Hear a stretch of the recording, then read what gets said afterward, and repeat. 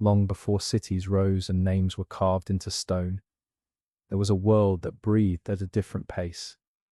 Time did not rush forward in sharp edges or measured hours. It stretched wide and slow, like the horizon itself, unfolding through seasons rather than seconds. 50,000 years ago, the earth felt larger, quieter, and more indifferent to the passing of any single life. Human beings moved through this vastness as brief visitors, not rulers, guided by rhythms older than memory and forces they could sense but not command. In this world, survival was not an achievement to be celebrated loudly, but a condition that had to be earned again each day.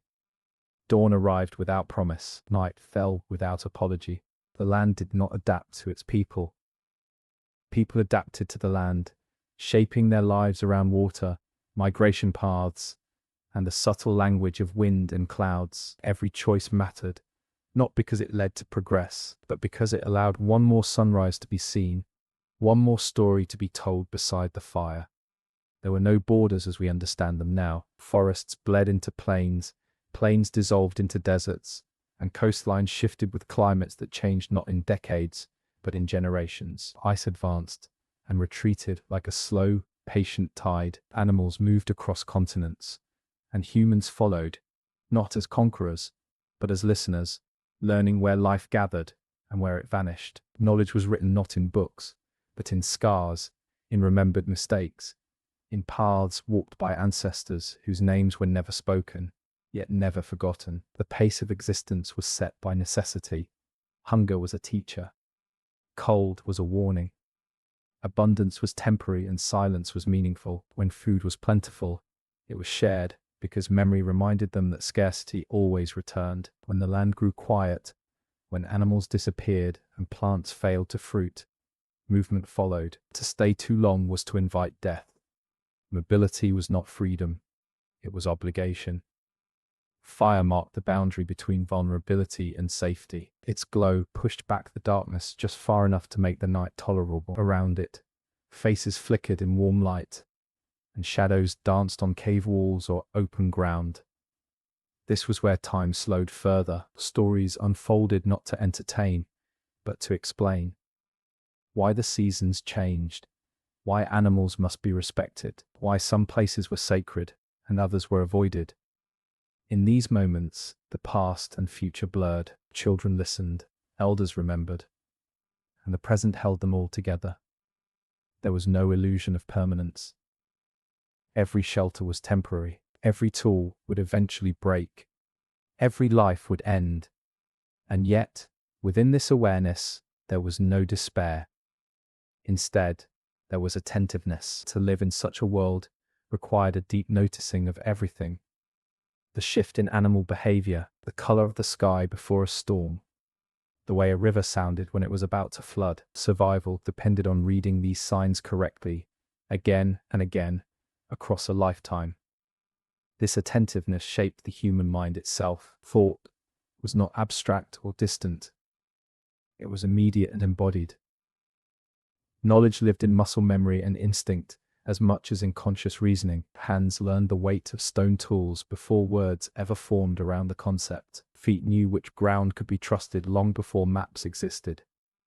The body remembered what the mind could not articulate. Time, in this ancient world, was cyclical rather than linear. There was no sense of marching toward a future defined by improvement or accumulation. Instead, life returned endlessly to familiar challenges. Birth followed death. Seasons repeated, though never exactly the same. The past was not behind them. It lived within them, shaping each decision through inherited experience. What mattered was not innovation for its own sake, but continuity. Yet this was not a static existence. Change arrived, slowly, and then all at once. Climate shifted. Rivers dried or carved new paths. Animals vanished from familiar hunting grounds. Each change forced reconsideration, adaptation, and sometimes loss. Survival was not guaranteed by tradition alone. It demanded flexibility, creativity, and the courage to abandon what once worked. In this slow-moving world, humanity learned its earliest lessons about fragility. A single injury could mean death. A missed migration could lead to starvation. Children were precious not because they represented the future in an abstract sense, but because they embodied continuity itself. Teaching them was not optional. It was survival extended forward in time.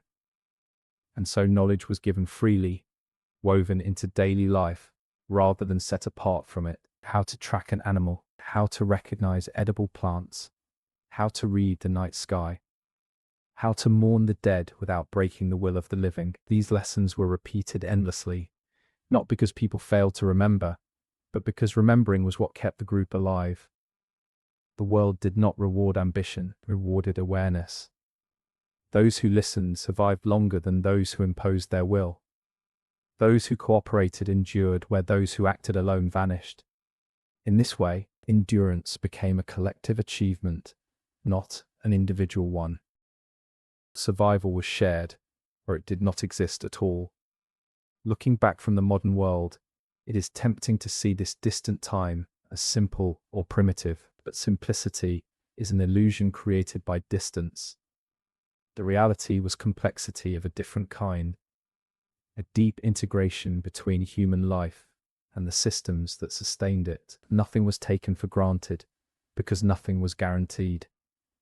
This was a world before monuments, before written history, before the idea that humanity stood apart from nature. It was a world where people belonged to the land as much as the land belonged to them, and in that belonging, they learned something that would echo forward through tens of thousands of years. Survival is not about overpowering time, but about moving with it, listening to it, and accepting its limits. These were the first echoes of an enduring civilization, not defined by cities or empires, but by an unbroken chain of lives, memories, and adaptations stretching back into a past so deep, it almost disappears from view. And yet, it is there, waiting, quietly shaping who we are, long after the world itself has changed.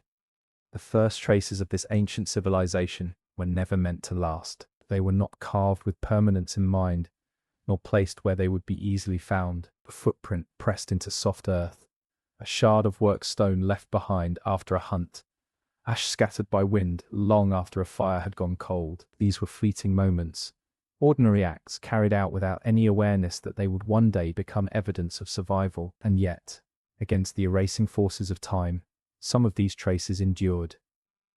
50,000 years ago, human movement across the world was slow, patient, and uncharted. Groups followed animals, water, and seasonal abundance, leaving behind no borders and no written memory of their journeys. Migration was not a heroic expansion, it was a necessity shaped by climate and opportunity.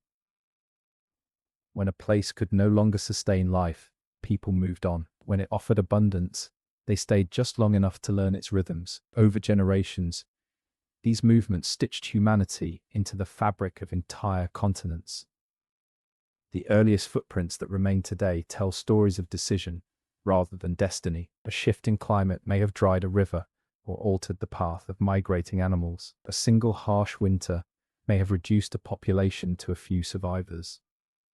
In response, small groups chose paths that would ripple outward across thousands of years. One valley abandoned, one coastline followed, one mountain pass crossed at the right moment. These choices were not recorded, yet their consequences remain written in genetics, in artifacts, and in the quiet persistence of human presence. What makes these first traces remarkable is not their scale, but their refusal to vanish completely. Stone tools, shaped with intention and passed through skilled hands, remain scattered across landscapes that have otherwise transformed beyond recognition. Each tool reflects a moment of problem solving, an understanding of material and purpose. The angle of a blade, the smoothness of a grip, the balance between sharpness and durability, all speak to minds that learned, refined, and remembered. These early people were not wandering aimlessly. Their movements followed invisible maps drawn by experience. Rivers acted as highways through unfamiliar terrain. Coastlines offered reliable food sources and predictable patterns. Open plains provided visibility, while forests offered shelter and resources. Over time, these pathways became familiar, not just to individuals, but to entire lineages. Children learned routes, long before they understood their significance, absorbing geography as instinct rather than information. Settlement, in this ancient sense, did not mean permanence. Camps were temporary, rebuilt again and again, in places where memory said survival was possible. The same locations might be returned to after years or even generations. Not because they were owned, but because they were known. Knowledge of a place accumulated slowly, layered through repeated visits, where water pooled after rain, where animals rested, where shelter could be found when storms arrived unexpectedly. These patterns of movement left behind a subtle but enduring signature. Archaeological sites often appear sparse, scattered, and incomplete. Yet together, they form a web of continuity. A stone tool found in one region carries techniques shared with tools found hundreds of miles away. Pattern of wear suggests repeated use, repair, and reuse. This is not evidence of isolation, but of connection, of ideas moving alongside people. Genetic traces reinforce this story. Modern human populations carry within them echoes of these early migrations, pathways embedded in DNA. They reveal encounters, separations, and reunions that occurred long before history began. They show how small groups survived bottlenecks that could have ended the story entirely. They speak of resilience measured not in conquest, but in persistence through vulnerability. What is striking is how fragile these early populations were. Numbers were small, resources were uncertain. A single failed season could push a group to the brink of extinction. Yet survival did not rely on strength alone. It depended on adaptability, cooperation, and an ability to learn from both success and failure. When one approach no longer worked, it was abandoned. When a tool broke, it was reshaped. When a path led to danger, it was remembered and avoided. These earliest traces are reminders that endurance often begins quietly. There were no monuments to mark the first settlements, no celebrations of arrival. Survival was its own reward, act of continuing, of leaving footprints that would be followed, even unknowingly, was enough. Over time, these small acts accumulated into something larger than any individual life. The refusal of these traces to fade completely is not accidental. It is the result of repetition. The same behaviors enacted across generations created patterns strong enough to resist erasure. Returning to familiar grounds, teaching children the same techniques. Passing on warnings about places that took lives.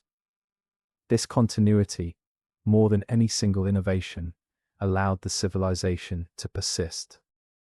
In this early world, memory was external as much as internal. The landscape itself became a record. Certain rocks marked good hunting grounds, trees bore scars from repeated use. Paths worn into the earth by countless footsteps guided future movement. These environmental memories reduced risk, turning uncertainty into familiarity. Survival became more likely not because the world became safer, but because it became better understood. Even failure contributed to endurance. Sites where survival failed still taught lessons. A cave abandoned after flooding. A valley avoided after resources collapsed. These places entered collective memory as warnings. The cost paid by one generation protected the next. In this way, loss was not wasted. It was transformed into knowledge. Looking back now, it is tempting to focus only on what remains. The tools, the bones, the scattered traces. But what truly endured was something less visible.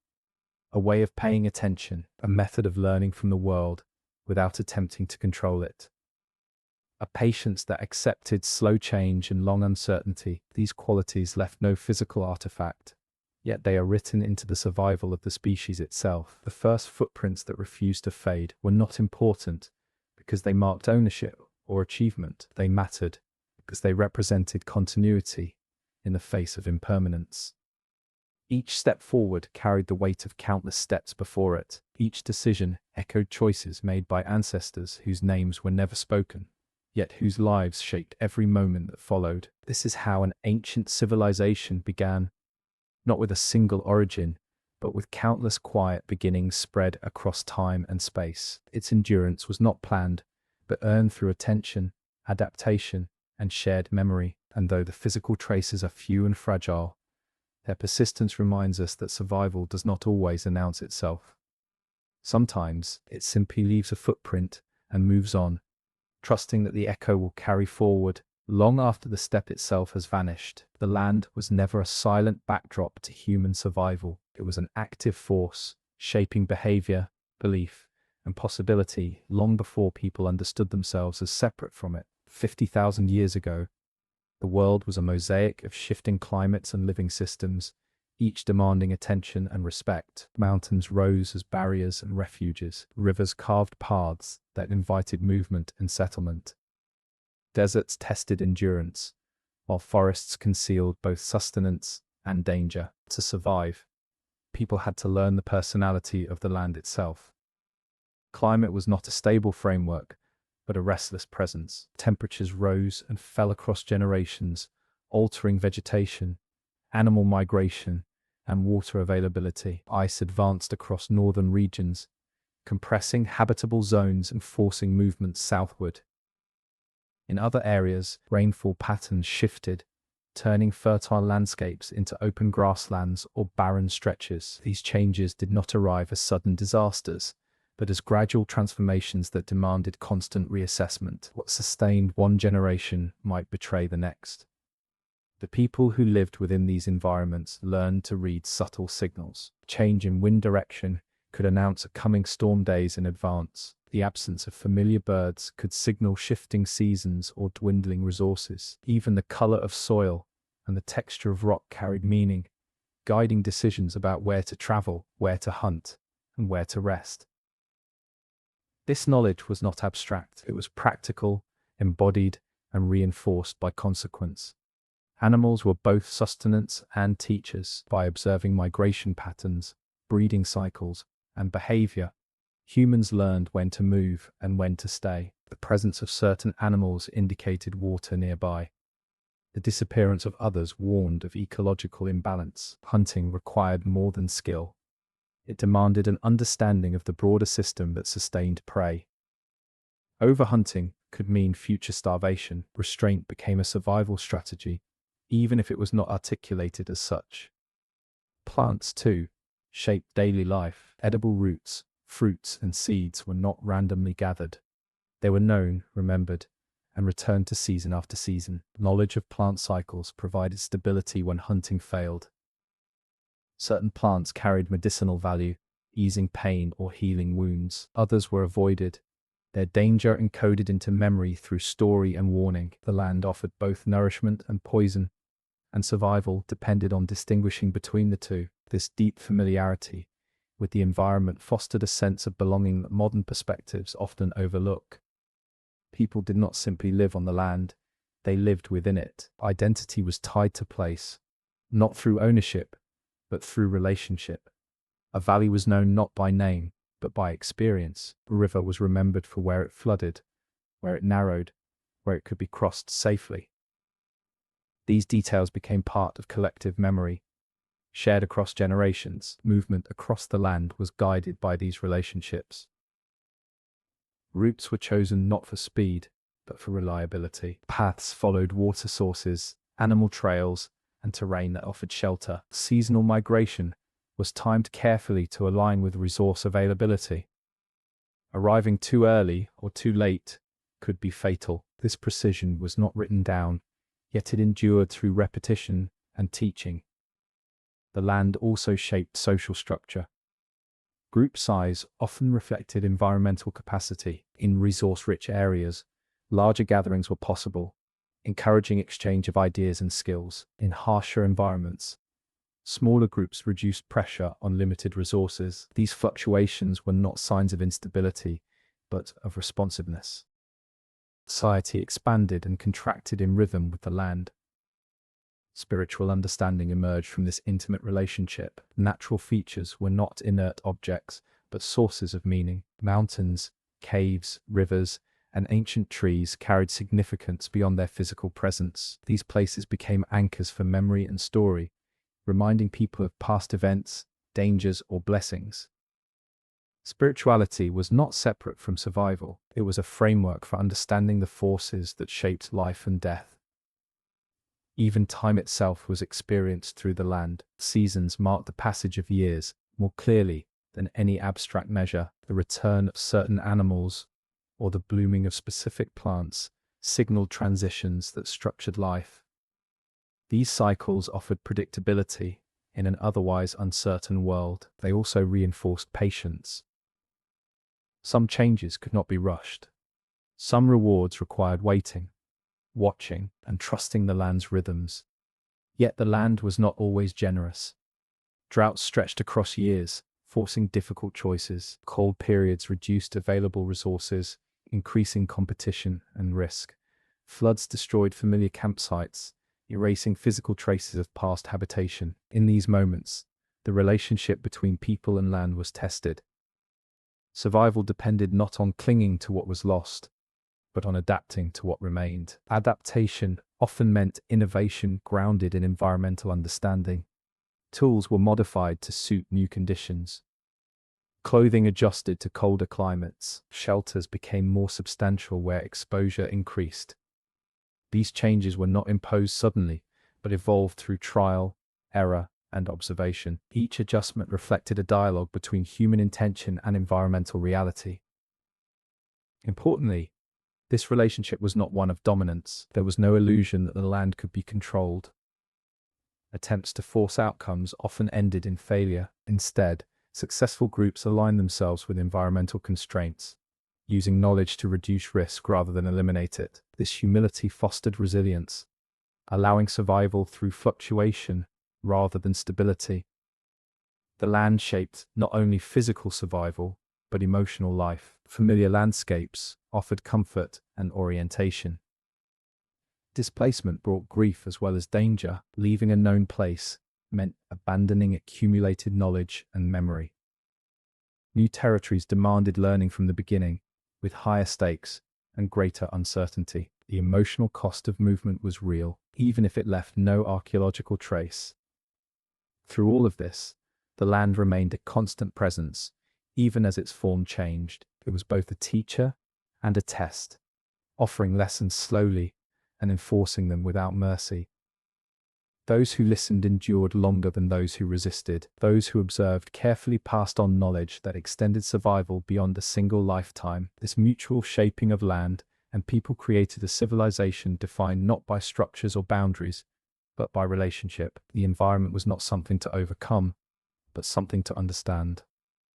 Survival emerged from this understanding, carried forward through memory, movement, and adaptation. In this way, the land did more than sustain life. It shaped the very way people thought, planned, and remembered. It influenced social bonds, spiritual beliefs, and patterns of movement.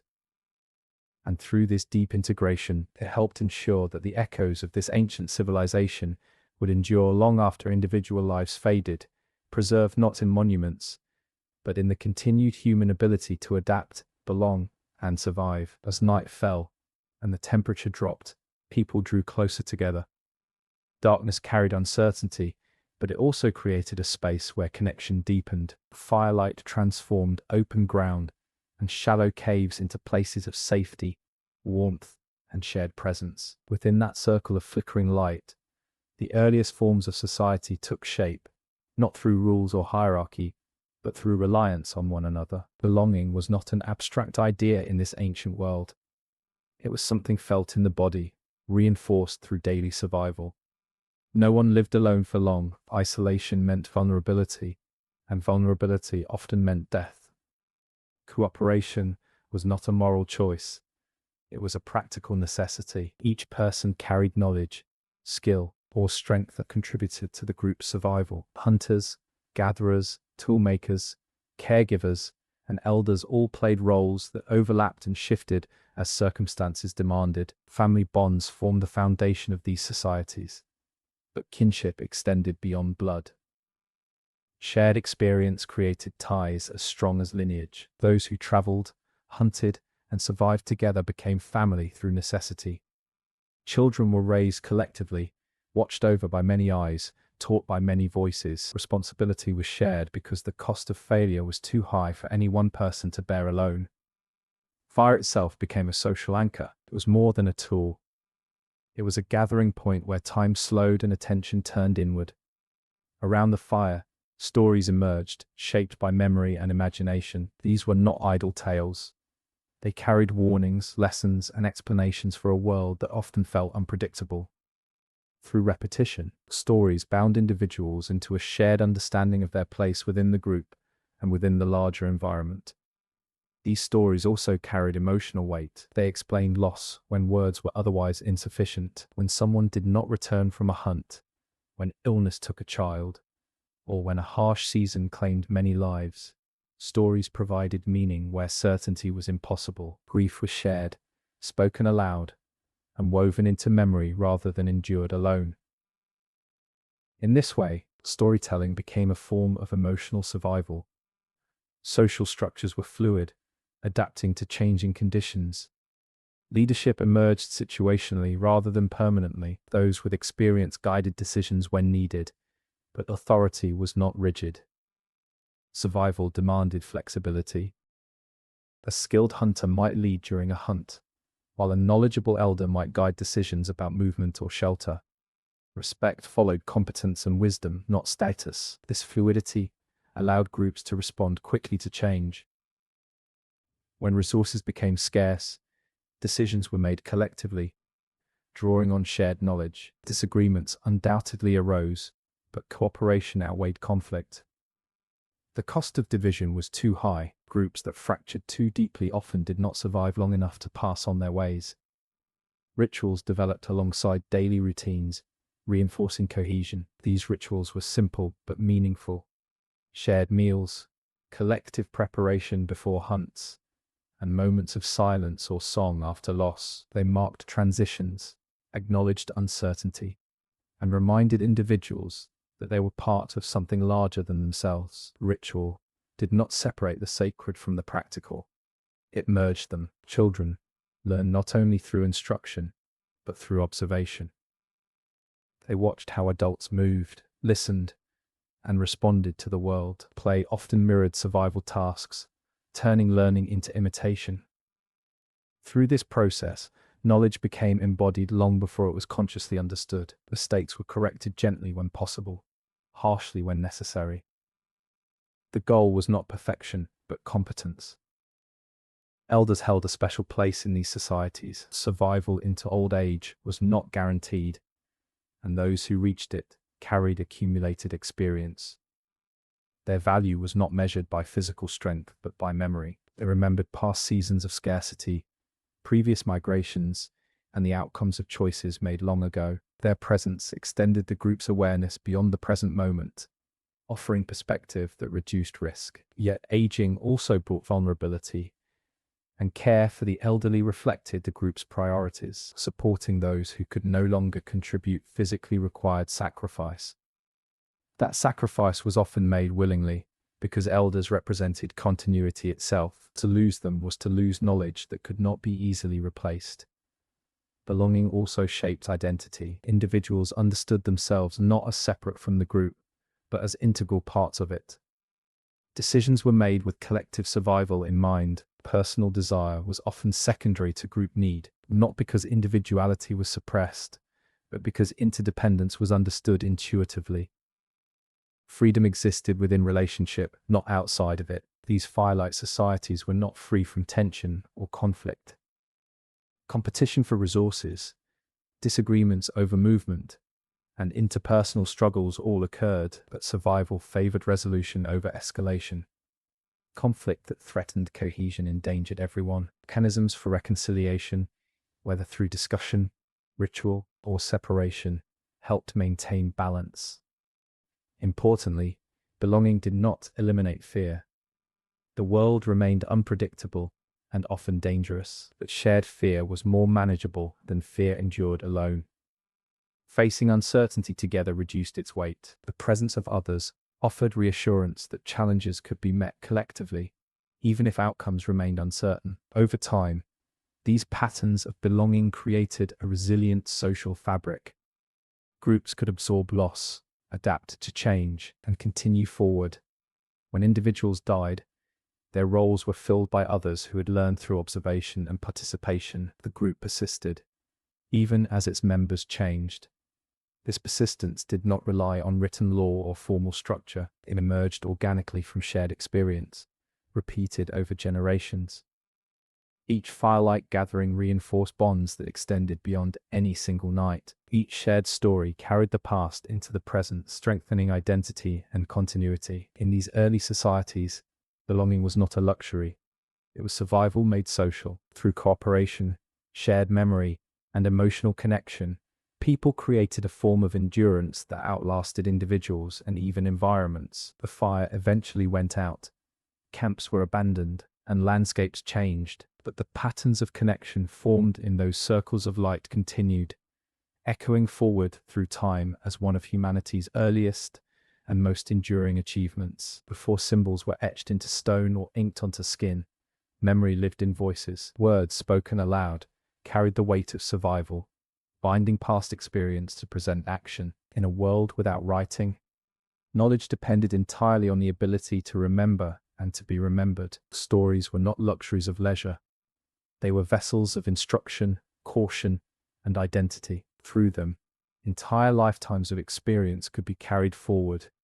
Even after the speaker was gone, these early societies understood that forgetting was dangerous. To forget which plants healed and which poisoned, to forget where floods came without warning, or to forget how animals behaved in different seasons could cost lives. Memory had to be preserved, and speech became its most powerful tool. Around fires and during long journeys, stories were repeated again and again, not because people enjoyed repetition, but because repetition made memory durable. Oral tradition was structured, though not formally. Important information was woven into narratives that engaged emotion and imagination. A tale about an ancestor's mistake warned against repeating it. A myth about animals and spirits encoded hunting ethics and environmental balance. Through rhythm, repetition, and imagery, these stories became easier to remember and harder to distort. Accuracy mattered, even when stories felt symbolic rather than literal. Language itself adapted to this need. Words carried layers of meaning, allowing a single phrase to convey instruction, warning, and cultural identity at once. Metaphor was not poetic excess, it was a memory aid. Vivid images anchored abstract ideas to concrete experience. A dangerous place might be described as a sleeping creature. A safe season as a generous parent. These images lingered in the mind long after details faded. Memory was also reinforced through performance. Stories were told with gesture, tone, and sometimes song. Movement and sound helped embed information in the body, as well as the mind. Children learn not only by listening, but by participating, repeating phrases, mimicking actions, and gradually internalizing both meaning and rhythm. Learning became a shared activity rather than a solitary one. Elders played a crucial role as living archives. Their memories extended further back than those of younger members, offering perspective shaped by long experience. They remembered rare events, extreme droughts, devastating floods, unusual migrations that younger generations had never witnessed. By sharing these memories, elders expanded the group's awareness beyond immediate experience, allowing preparation for events that might otherwise seem unimaginable. Yet memory was not static. Each retelling carried subtle changes, shaped by current conditions and concerns. This adaptability allowed oral tradition to remain relevant across generations. While core lessons endured, tales shifted to reflect new environments or challenges. This balance between stability and flexibility ensured that memory served survival rather than rigid preservation. Silence also played a role in memory. Not all knowledge was spoken openly. Some information was shared only with those ready to understand it, whether due to age, experience, or responsibility. This selective transmission protected critical knowledge from misuse and ensured that those who carried it understood its weight. Memory was treated with respect because it held power. The absence of writing meant that forgetting was always a threat. This vulnerability fostered attentiveness. Important stories were told often. Errors were corrected immediately. Collective memory functioned as a living system, maintained through constant care. When someone misremembered a detail, others intervened, preserving accuracy through communal effort. These oral traditions also shaped identity. Through stories, people learned where they came from, what values mattered, and how they related to the world around them. Origins were explained not through dates or lineage charts, but through narratives that emphasized relationship between people, animals, land, and unseen forces. Identity was not fixed. It evolved with each generation's retelling. Emotion played a central role in memory retention. Stories that evoked fear, awe, or wonder were remembered more clearly than neutral information. This emotional engagement was intentional. A frightening story about a dangerous place ensured caution. A beautiful tale about generosity reinforced cooperation. Memory, guided by emotion, became a survival mechanism finely tuned to human psychology. Loss was also remembered through story. When people died, their experiences did not vanish with them. Their successes and failures were folded into communal memory, shaping future behavior. In this way, death did not sever contribution, transformed it. The dead continued to teach, long after their voices were silent. Over time, these accumulated memories formed a kind of invisible architecture. Without buildings or monuments, societies were held together by shared narratives. These narratives provided continuity, even as people moved across landscapes and climates. Wherever they traveled, their stories traveled with them, preserving a sense of belonging despite constant change. This memory-based system was remarkably resilient. It required no materials beyond human presence and attention.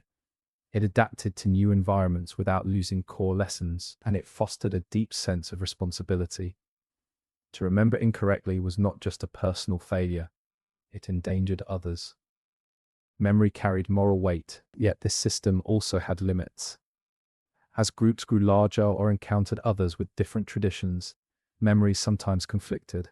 Resolving these conflicts required negotiation, blending, or, at times, separation. Still, the reliance on memory encouraged listening and dialogue. Understanding another group's stories became a way to understand their knowledge and values. In a world before writing, memory was both fragile and powerful.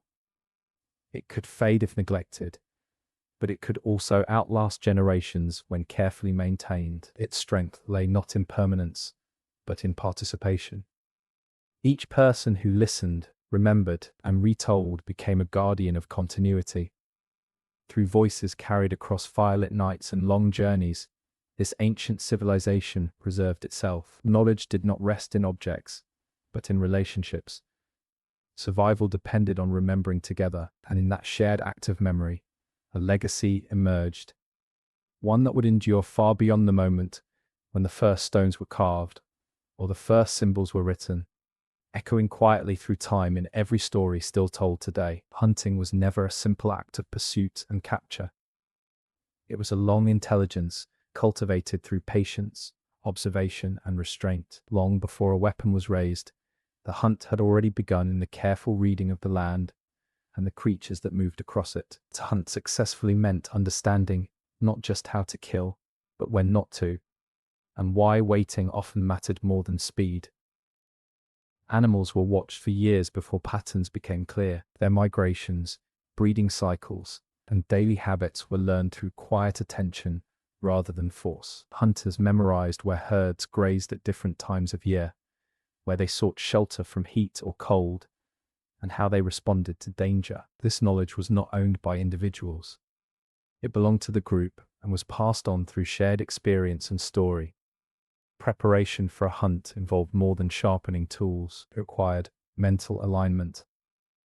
Hunters needed to anticipate the animal's choices, imagining how it would move through familiar terrain.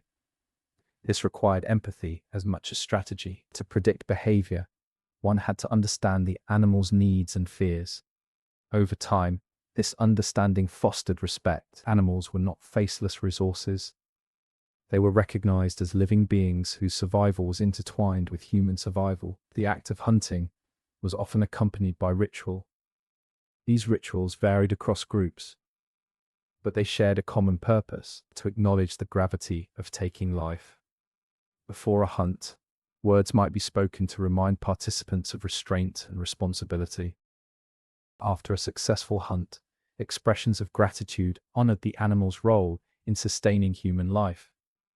These practices reinforced balance, discouraging waste and excess. Hunting techniques evolved slowly, shaped by environment and prey. In open plains, coordination and endurance mattered. Groups worked together to guide animals toward natural barriers or exhaustion. In forests, stealth and patience dominated. Traps and ambushes required precise knowledge of animal paths and behavior. Each method reflected adaptation rather than invention for its own sake. Failure was an inevitable teacher. Missed opportunities, injured animals that escaped, or hunts that yielded nothing left strong impressions. These experiences were discussed openly, analyzed, and remembered. The goal was not blame, but learning. Over time, collective intelligence grew richer, informed by both success and loss. Risk was always present. A wounded animal could be dangerous. Long chases could exhaust hunters beyond safety. Weather could shift unexpectedly. Hunting demanded courage, but reckless bravery was discouraged. Survival favored those who balanced determination with caution. Knowing when to abandon a hunt was as important as knowing how to pursue one. The distribution of meat reinforced social bonds.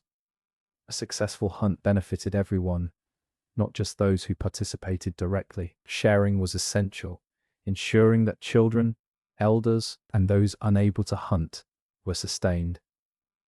This practice reduced inequality and reinforced cooperation. Hoarding threatened group stability and was often discouraged through social norms and story. Meat also carried symbolic value. It marked survival through difficult seasons and was often central to communal gatherings. These moments reinforced gratitude and collective identity. Eating together transformed individual effort into shared endurance, strengthening bonds that extended beyond the hunt itself. The tools used in hunting reflected accumulated knowledge. Stone points were shaped for specific purposes, balancing penetration and durability. Spears, and later projectile weapons, extended reach and reduced risk. Each refinement emerged from repeated use and careful observation, rather than sudden innovation. Teaching toolmaking was inseparable from teaching hunting itself. Animals were also teachers in failure, watching how prey adapted to human presence, changing routes, becoming more cautious, forced hunters to adjust. This dynamic relationship prevented stagnation. Neither humans nor animals remained static. Both responded to pressure and opportunity. This constant adaptation defined the long intelligence of the hunt. Children were introduced gradually to hunting knowledge. They observed long before participating, learning to track signs, read terrain, and understand animal behavior. Early lessons focused on respect and patience rather than skill alone. Over time, responsibility increased, guided by elders who recognized readiness not by age, but by awareness. The emotional dimension of hunting was complex. Success brought relief and gratitude rather than triumph. Failure brought anxiety and reflection rather than shame. Taking life carried weight, acknowledged openly through ritual and story. This emotional honesty prevented detachment and reinforced ethical boundaries. In times of abundance, restraint remained important. Overhunting could disrupt balance and threaten future survival. Knowledge of animal reproduction and migration informed decisions about when to hunt and when to wait. This foresight reflected an understanding that survival extended beyond immediate need. As climates shifted and environments changed, hunting strategies evolved. New prey required new techniques. Old knowledge was adapted rather than discarded. This flexibility allowed continuity through change, preserving core principles while embracing necessary adjustments. The intelligence of the hunt extended beyond food. It shaped movement, social organization, and worldview. Understanding animals fostered a broader understanding of the ecosystem. Hunters learned how weather, vegetation, and terrain influenced life patterns. This holistic perspective reinforced the interconnectedness of all things. Through thousands of years, this deep, patient knowledge sustained human life. It was not written down, yet it endured through practice, memory, and teaching. The hunt was not merely an act of survival. It was a discipline that shaped human thought, ethics, and community. In honoring animals through respect and restraint, ancient people maintained a fragile balance that allowed both species to persist. The echoes of this long intelligence remain visible today, reminding us that survival once depended not on domination, but on understanding, patience, and the willingness to learn from the living world itself. Tools were never just objects held in the hand. They were expressions of accumulated thought, shaped by countless moments of trial, error, and refinement. Long before technology accelerated, each tool carried within it the memory of previous generations, hands that had shaped similar forms, minds that had solved similar problems. In this way, tools became a bridge across time, allowing knowledge to travel further than any single life. Earliest tools were simple in appearance but complex in meaning. A sharpened stone represented an understanding of fracture patterns, material quality, and purpose. Selecting the right stone required experience. Not all rock could be shaped effectively, and not all shapes served the same function. Through careful observation, people learned which materials held an edge, which shattered unpredictably, and which balanced durability with sharpness. Toolmaking was a deliberate process. It demanded patience, focus, and fine motor control. A single mistake could ruin hours of work. This risk encouraged mindfulness. The act of shaping stone became a lesson in cause and effect, teaching that small actions carried lasting consequences. Over time, this awareness extended beyond toolmaking, influencing broader decision-making and planning. Each tool reflected its environment. In regions rich in flint or obsidian, tools became more refined, taking advantage of superior materials. In areas with limited stone, tools were reused, reshaped, and repaired repeatedly. Nothing was wasted without reason. Scarcity fostered creativity, leading to innovations that maximized limited resources. Teaching toolmaking was an act of trust and responsibility. Knowledge was passed through demonstration rather than explanation. Learners watched closely, mimicking movements until muscle memory formed. Corrections were subtle, often communicated through gesture rather than words. This method ensured that understanding was embodied, not abstract. Tools also reinforced social bonds. Shared knowledge created continuity across generations. A tool made by an elder might be used by a younger member, carrying with it a lineage of skill. Repairing and reworking old tools honored previous effort while adapting to current needs. In this way, tools became tangible connections between past and present. Beyond their practical use, tools shaped identity. A group's tools reflected its values, environment, and experience. Certain shapes or techniques became distinctive, marking cultural identity without the need for symbols or writing. These differences were not static. They evolved through contact with other groups, blending ideas and methods. Innovation was incremental rather than revolutionary. Improvements emerged slowly, through repeated use and observation. A slight change in angle improved efficiency. A modified grip reduced fatigue. These small refinements accumulated over generations, resulting in tools that appeared sophisticated despite their simple materials. Progress was measured in reliability rather than novelty. The use of tools extended beyond hunting and gathering. Tools shaped shelters, clothing, and art. Scrapers processed hides into clothing that protected against cold. Awls pierced materials for binding. Tools enabled the creation of containers, expanding storage and mobility. Each new application expanded survival possibilities. Maintenance was as important as creation. Tools required care, sharpening, and repair. Neglect reduced effectiveness and increased risk. This necessity encouraged foresight and planning. Carrying spare materials and maintaining tools became part of daily routine, reinforcing the importance of preparation. Children learned the significance of tools early. They observed adults working and were given simple tasks appropriate to their ability. Through play and imitation, they developed familiarity with materials and techniques. Gradually, responsibility increased.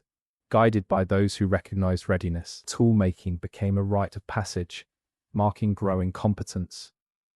The emotional relationship with tools was complex. Pride accompanied successful creation, frustration followed failure. Tools represented effort invested and skill earned. Losing or breaking a tool could provoke anxiety, especially in harsh conditions. This emotional weight reinforced careful use and respect. Tools also influenced movement and settlement. Access to raw materials shaped migration patterns. Groups returned to known sources of stone or other materials, integrating tool-making into seasonal cycles. These locations became part of collective memory, valued for their contribution to survival. As environments changed, tools adapted. New prey required different designs. Changing climates demanded adjustments in clothing and shelter construction. This adaptability reflected a willingness to revise inherited knowledge rather than cling to tradition blindly. Tools embodied this balance between continuity and change. Importantly, tools did not replace skill or knowledge. They extended human capability, but effectiveness still depended on understanding. A well-made tool in unskilled hands was limited. This reality reinforced the importance of teaching and practice. Knowledge remained central, with tools serving as amplifiers rather than substitutes. Over thousands of years, tools accumulated history. Archaeological remains show layers of adaptation, revealing how different generations responded to new challenges. Each tool fragment tells a story of intention and use, of hands shaped by necessity and imagination. In a world without writing, tools became one of the few durable carriers of knowledge. Their shapes preserved solutions to recurring problems. Their wear patterns recorded use and adaptation. Through them, ideas survive beyond individual memory. The legacy of these tools lies not only in their physical remains, but in the mindset they reflect. A willingness to learn from experience, a respect for material limits, understanding that survival depended on careful preparation and shared knowledge. Through simple materials shaped with care, ancient people carried thought across generations. Each tool was a conversation between past and present, a reminder that endurance often emerges not from grand invention, but from patient refinement and the quiet transmission of knowledge through skilled hands. Life in the ancient world moved to the rhythm of seasons, each bringing its own promises and dangers. There were times when the land seemed generous, when food was abundant and movement slowed. Animals gathered in predictable places, plants ripened in familiar cycles, and water flowed reliably. These periods of abundance allowed communities to breathe, to recover from hardship, and to strengthen social bonds. Yet, even in these moments, there was an undercurrent of awareness that plenty was temporary. Abundance did not erase memory. People remembered seasons when the land had fallen silent, when familiar resources vanished and survival became uncertain. This memory tempered celebration with restraint. Food was shared carefully, excess preserved when possible, and waste avoided. Gratitude was not abstract. It was reinforced by the knowledge that scarcity always returned. Then there were seasons of silence, the absence of animal tracks, the withering of plants, and the drying of water sources signaled danger. These periods tested the resilience of individuals and groups alike. Hunger sharpened attention and narrowed focus. Decisions made during these times carried greater weight, as errors could mean loss, not just of comfort, but of life. Environmental change did not always follow predictable patterns. A familiar season might arrive late or fail entirely. Unexpected cold could kill crops or drive animals away. Extended droughts could turn known landscapes into unfamiliar terrain. These disruptions forced communities to adapt quickly, drawing on collective memory and improvisation. Movement often became necessary. Groups that had lingered in one place were compelled to travel, following fading signs of life. This movement was fraught with risk. New territories required learning from scratch, and encounters with unfamiliar groups could be tense. Yet remaining in depleted environments often carried greater danger. Scarcity reshaped social dynamics. Cooperation became even more vital as resources dwindled. Sharing ensured that the most vulnerable, children, elders, and the injured, had a chance to survive. Conflict over food threatened group cohesion and was often mediated through established norms and memory of past failures. Hunger also influenced innovation. New food sources were explored.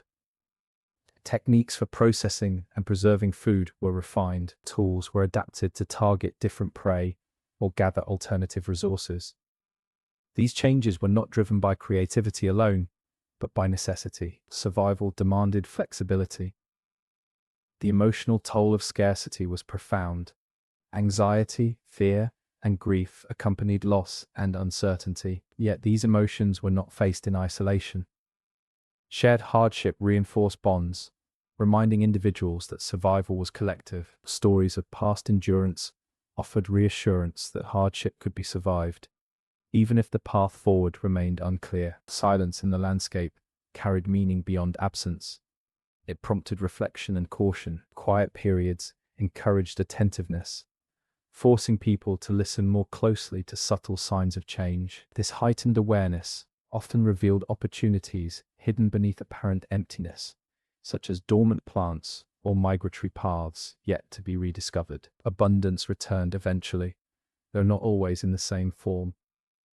New resources emerged, different animals appeared, and altered landscapes offered fresh possibilities. Communities adapted, integrating new knowledge into their way of life. Memory expanded, incorporating lessons learned through hardship. The cyclical nature of abundance and scarcity shaped worldview. Life was understood as fluctuating rather than stable. Planning accounted for uncertainty, emphasizing preparedness rather than prediction.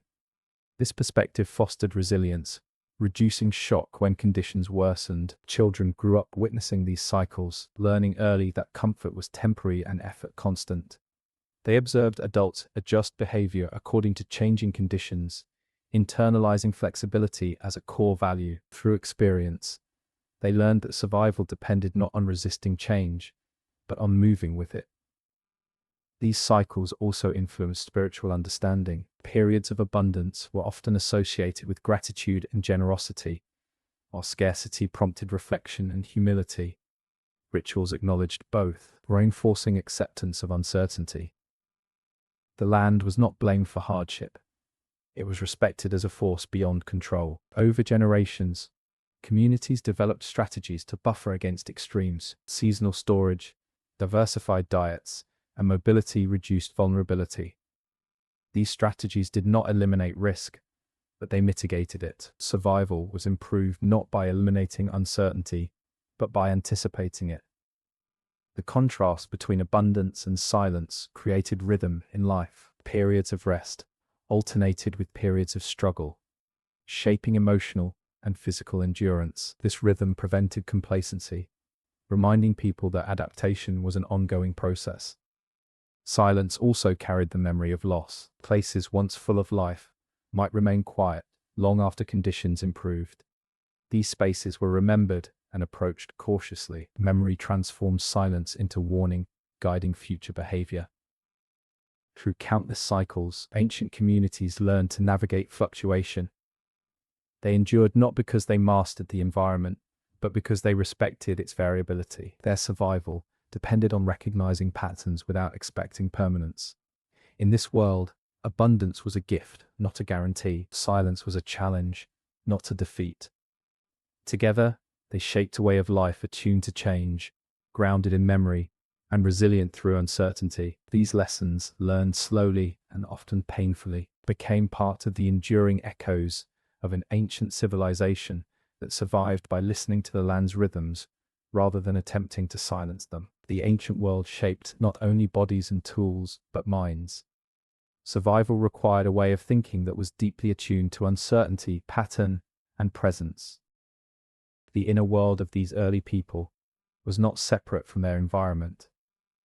It was formed by constant interaction with it. Thought emerged from movement, from watching, from listening, and from responding to forces that could not be controlled but had to be understood. Fear was a familiar companion. It was not paralyzing, but instructive. Fear sharpened awareness, directing attention toward danger and possibility alike. A rustle in the grass, a sudden silence among birds, a shift in weather. Each could signal threat. This fear did not exist as abstract anxiety about the future, but as immediate responsiveness to the present. In this way, fear became a guide rather than a burden. Alongside fear lived wonder. The night sky, filled with unfamiliar patterns of light, inspired questions long before answers were sought. Thunder, eclipses, and seasonal transformations stirred curiosity and reverence. These experiences invited reflection, encouraging people to search for meaning in a world that often defied explanation. Wonder expanded perception beyond survival, opening space for imagination and story. Memory played a central role in shaping the mind. Without written records, memory became both archive and compass. Experiences were stored not as isolated events, but as narratives connected by emotion and consequence. A successful hunt, a devastating storm, a lost child, each was woven into a mental framework that guided future choices. This narrative thinking allowed complex information to be retained and applied across time. The inner world was also shaped by empathy. Understanding others was essential for cooperation. Reading facial expressions, body language, and tone allowed people to anticipate needs and intentions. This sensitivity extended to animals as well. To hunt effectively, one had to imagine the animal's perspective, predicting its movement and reaction. This practice strengthened the capacity for perspective taking, a key aspect of human cognition. Silence provided space for reflection. Long journeys, night watches, and moments of waiting offered opportunities for thought unburdened by immediate action. In these moments, the mind wandered, revisiting memories and exploring possibilities. This quiet reflection fostered creativity, enabling new solutions to emerge gradually rather than through sudden inspiration. Dreams likely played a significant role in the ancient mind. In a world where boundaries between the visible and invisible were fluid, dreams carried meaning. They were discussed, interpreted, and remembered, blending with waking experience. Dreams offered insight into fears, desires, and perceived messages from forces beyond direct understanding. This integration of dream and reality enriched mental life, adding depth to experience. The sense of self, in this ancient context, differed from modern individualism. Identity was relational rather than isolated. People understood themselves through their roles within the group and their relationship to the land. Personal desires were balanced against collective needs. This did not erase individuality, but it grounded it in connection. Time was experienced subjectively, shaped by activity and emotion rather than measurement. Long periods of waiting or travel stretched time, while moments of danger or excitement compressed it. This fluid experience of time influenced planning and memory, reinforcing focus on cycles rather than linear progression. Loss deeply affected the inner world. Death was a constant presence, often sudden and unavoidable. Grief was expressed openly and collectively. Mourning rituals provided structure, allowing emotions to be shared and integrated rather than suppressed. Through these practices, loss became part of the ongoing narrative rather than an isolating event. Hope persisted despite uncertainty. It was not rooted in guaranteed outcomes, but in possibility. Hope emerged from memory of past survival, reinforcing belief that hardship could be endured again. This resilience was psychological as much as physical, enabling perseverance through repeated challenges. The ancient mind balanced acceptance and agency. People recognized limits to their control, yet they acted decisively within those limits. This balance prevented despair in the face of uncontrollable events and encouraged effort where change was possible. Such a mindset fostered stability and adaptability. Curiosity drove learning. Observing patterns in nature, experimenting with tools, and testing new strategies reflected an openness to discovery. Failure did not discourage exploration, it informed it. This iterative learning process strengthened cognitive flexibility.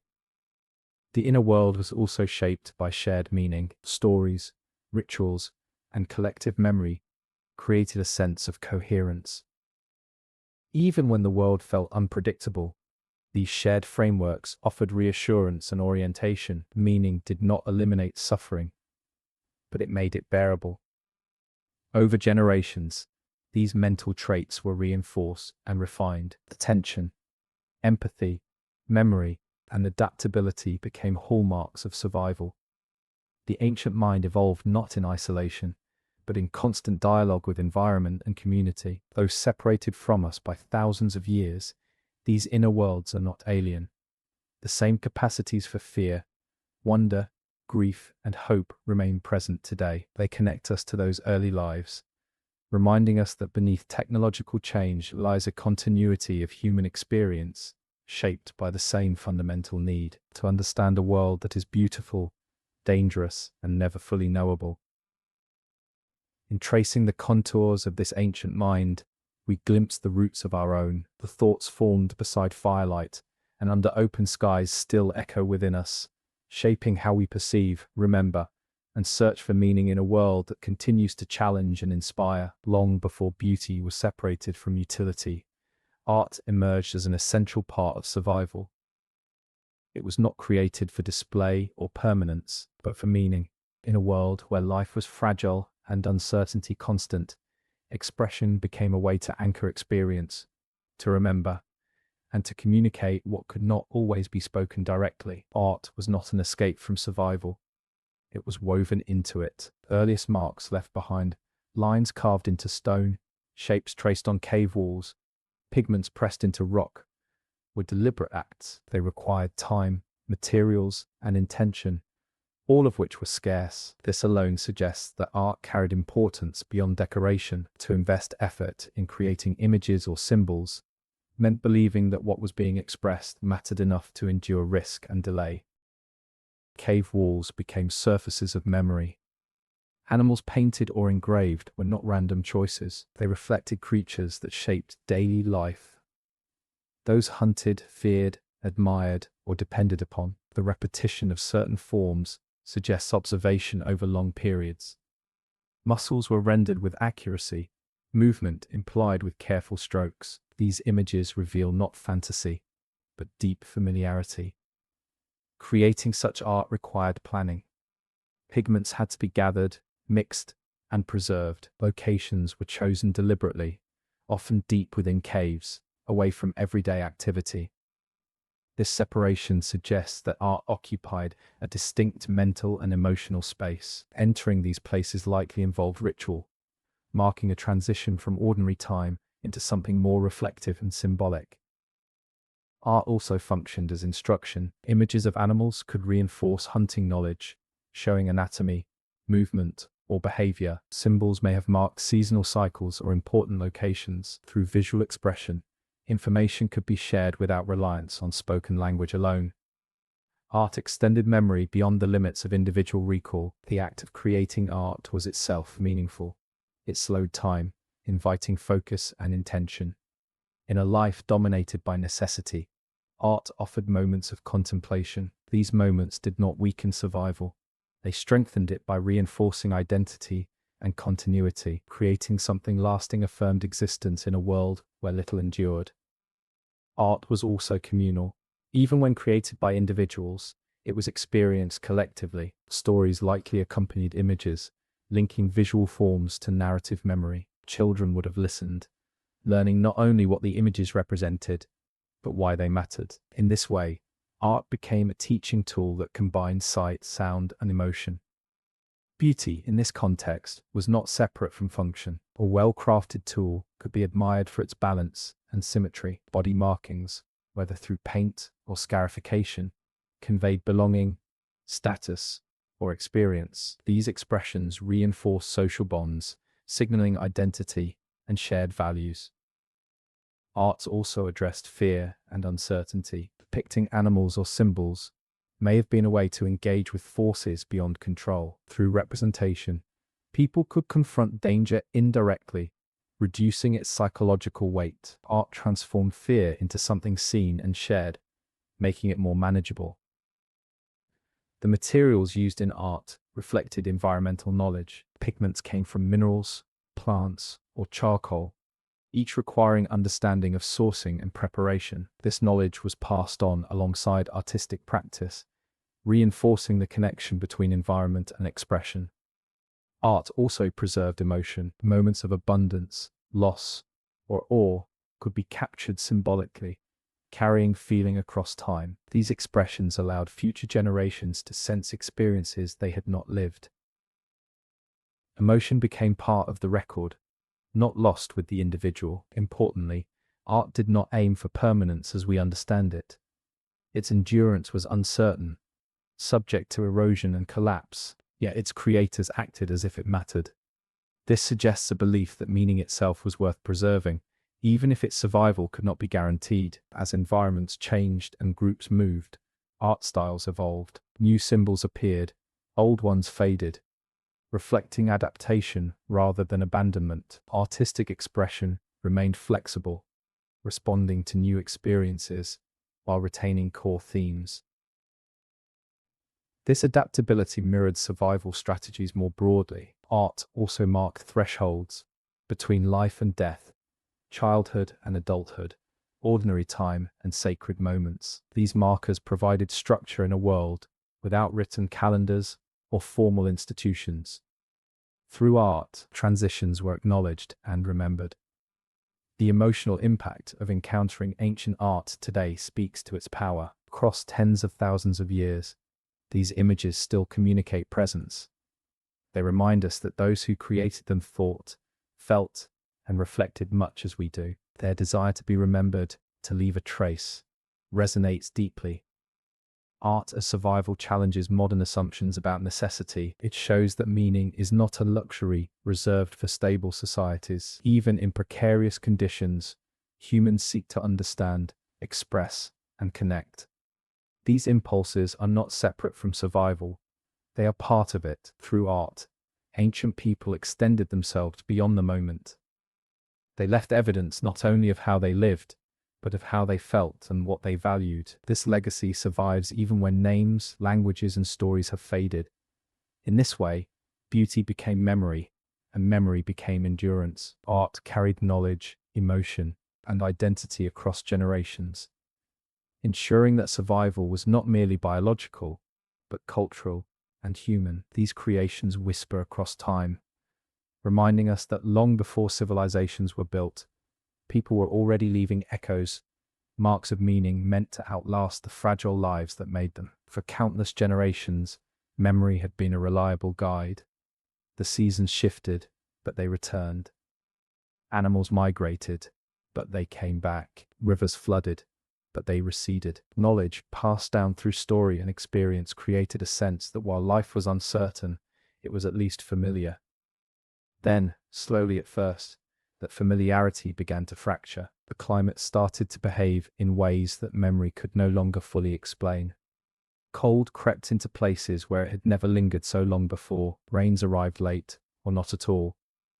Vegetation changed, altering the balance between grazing animals and the landscapes that sustained them. What made this transformation so destabilizing was not its violence, but its persistence. Each year brought small deviations from expectation, subtle enough to dismiss at first, but together forming a pattern that grew impossible to ignore.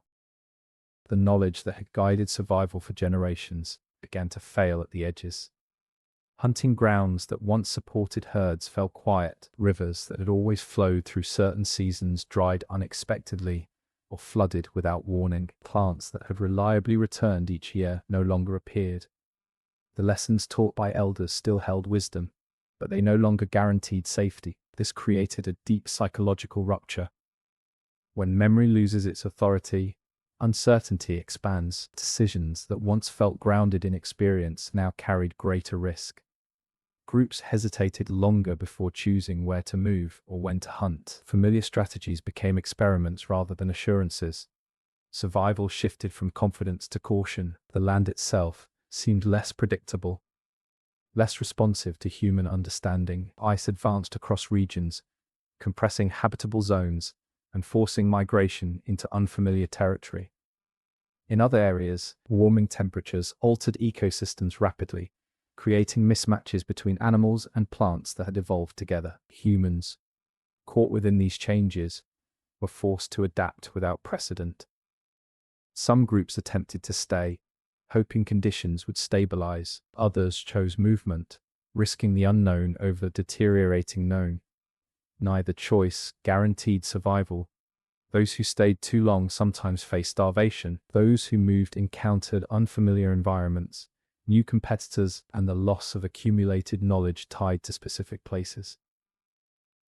Social strain intensified. Scarcity heightened tension, testing the bonds that had long sustained communities. Sharing became more difficult when resources dwindled. Decisions about movement or division carried emotional weight, as separation could mean both survival and loss. Trust, once reinforced by routine, had to be actively maintained. Elders, long valued for their memory, faced a painful shift in role. Their knowledge remained respected, but it no longer held absolute answers. This did not diminish their importance, but it changed the nature of guidance. Wisdom became less about certainty and more about interpretation, encouraging flexibility rather than adherence to tradition alone. Innovation emerged from necessity, but it came with risk. New hunting strategies were tested against unfamiliar prey. Tools were adapted for changing conditions. Diets diversified as people experimented with foods previously ignored. Some innovations succeeded, others failed catastrophically. Each failure carried a cost that could not always be recovered. Emotionally, this period was marked by grief and anxiety. Loss was not limited to lives. It extended to ways of living. Familiar landscapes transformed beyond recognition. Sacred places lost their meaning when stripped of the conditions that had once defined them. Mourning became more complex, encompassing not only people, but entire ways of being. Children grew up in a world less stable than that of their ancestors. The lessons they learned were tinged with uncertainty. Rather than inheriting a clear map of survival, they learned adaptability as the primary skill. Their education emphasized observation and responsiveness over reliance on fixed knowledge. Spiritual understanding shifted as well. When the environment no longer followed expected patterns, explanations rooted in tradition were questioned. New interpretations emerged, seeking meaning in change rather than continuity. Rituals adapted, acknowledging uncertainty and loss alongside hope. Importantly, not all groups survived this period. Some disappeared entirely, leaving only faint traces. Their knowledge, once sufficient, proved inadequate in the face of rapid change. This loss was not due to weakness, but to the sheer scale of transformation. Survival became selective, favoring those able to revise their understanding of the world. For those who endured, identity transformed. They became people shaped by instability, carrying memories of a world that no longer existed. This memory influenced decision-making, instilling caution and humility. The illusion of permanence was broken, replaced by an understanding that adaptation was continuous. Over time, new patterns emerged. Climates stabilized in different configurations. Ecosystems reorganized. Humans who survived learned these new rhythms, slowly rebuilding familiarity. Memory expanded to include both what had been lost and what had been learned through hardship. This period marked a turning point in human endurance. It demonstrated that survival did not depend solely on preserving tradition, but on knowing when to let it evolve. The past remained valuable, but it could no longer dictate the future unchanged. The climate turning against memory forced humanity to confront its limits. Knowledge, once a shield, became a starting point rather than a solution. Those who listened closely to the land, to each other, and to the signs of change found new ways forward. The echoes of this time linger in human history as a lesson written not in words, but in survival itself. It reminds us that endurance is not about resisting change, but about meeting it with awareness, flexibility, and the courage to step beyond what memory alone can provide. Collapse is often imagined as sudden and catastrophic, marked by clear endings and dramatic loss. But for this ancient civilization, change unfolded differently. There was no single moment when everything fell apart. Instead, life thinned and stretched, breaking into smaller threads that continued moving forward. What followed was not disappearance, but fragmentation, a quiet reshaping of survival itself. As environments shifted and familiar patterns failed, large groups became harder to sustain. Resources that once supported many now barely sustained a few. In response, communities divided, not out of conflict alone, but out of necessity. Smaller groups placed less strain on fragile ecosystems and could move more easily through changing landscapes. Separation became a strategy, even when it carried emotional cost. These divisions did not sever cultural continuity entirely. People carried stories, skills, and values with them as they dispersed. Each fragment held a portion of the whole, shaped by memory and experience. Though groups moved apart geographically, they remained connected through shared ancestry and inherited knowledge, even as those connections grew more distant with time. Movement became more frequent and less predictable. Migration routes shifted as old pathways lost relevance. Some groups followed coastlines, others moved inland or toward higher ground. Each path offered different challenges and opportunities. Over time, these movements created new cultural expressions, adapted to local conditions. This fragmentation challenged identity.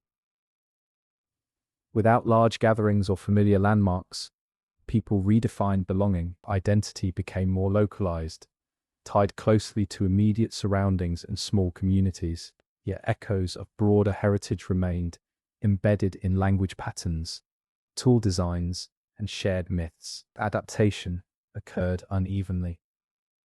Some groups found niches where conditions stabilized enough to support continuity. Others struggled, facing repeated displacement. Survival became a process of constant adjustment rather than long-term settlement.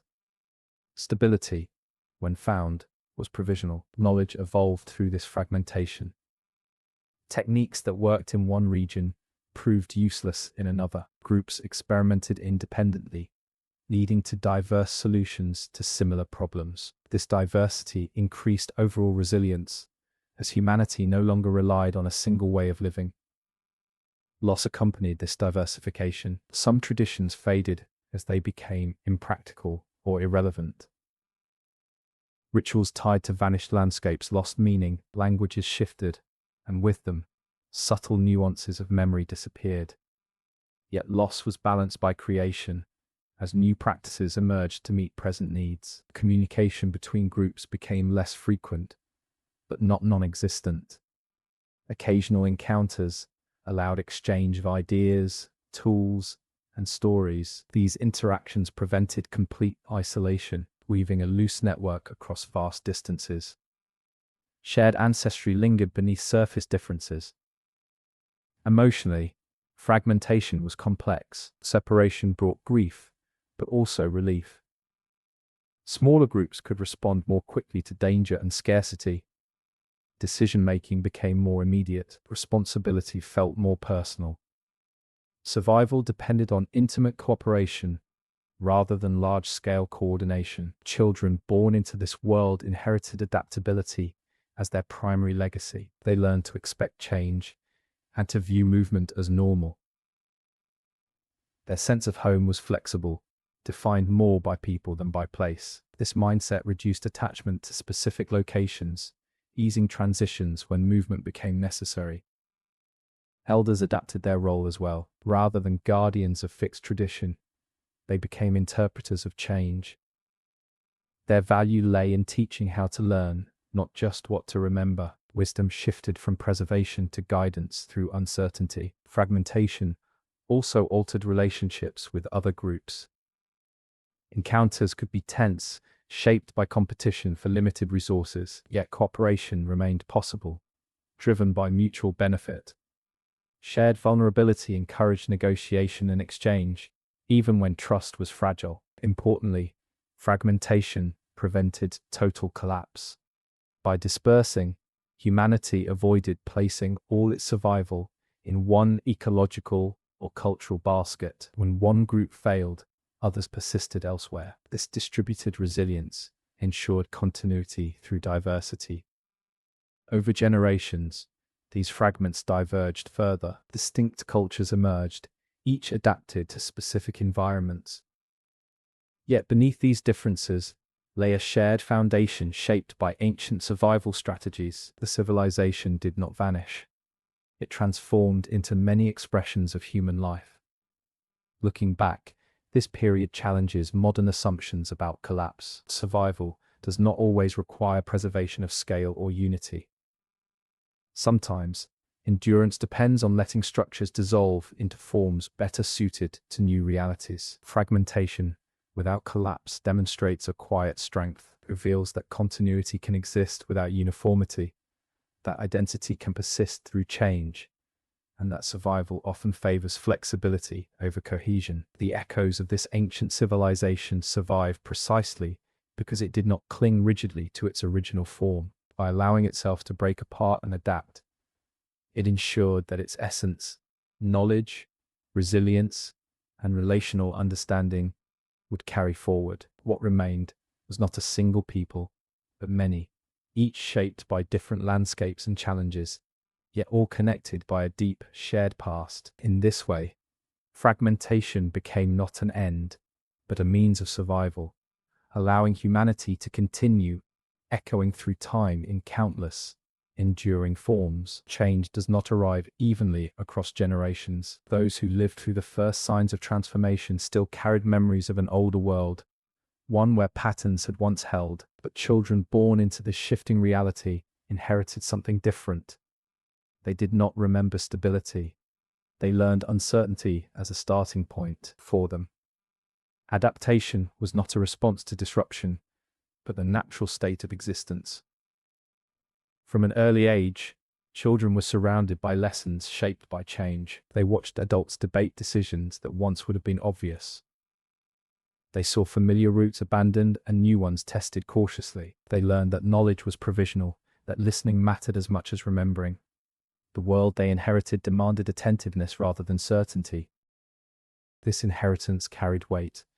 Elders taught not only skills, but stories of what had been lost. Children grew up hearing about lands that no longer provided, animals that no longer returned, and seasons that no longer followed expectation. These stories were not told to instill fear, but to cultivate awareness. Memory became a warning as much as a guide, yet this inheritance was also empowering. Children were encouraged to observe closely, to question, and to learn through experience. The stakes were inevitable, but learning from them was essential. Survival depended less on perfect knowledge and more on responsiveness. In this way, the burden of inheritance included both caution and possibility.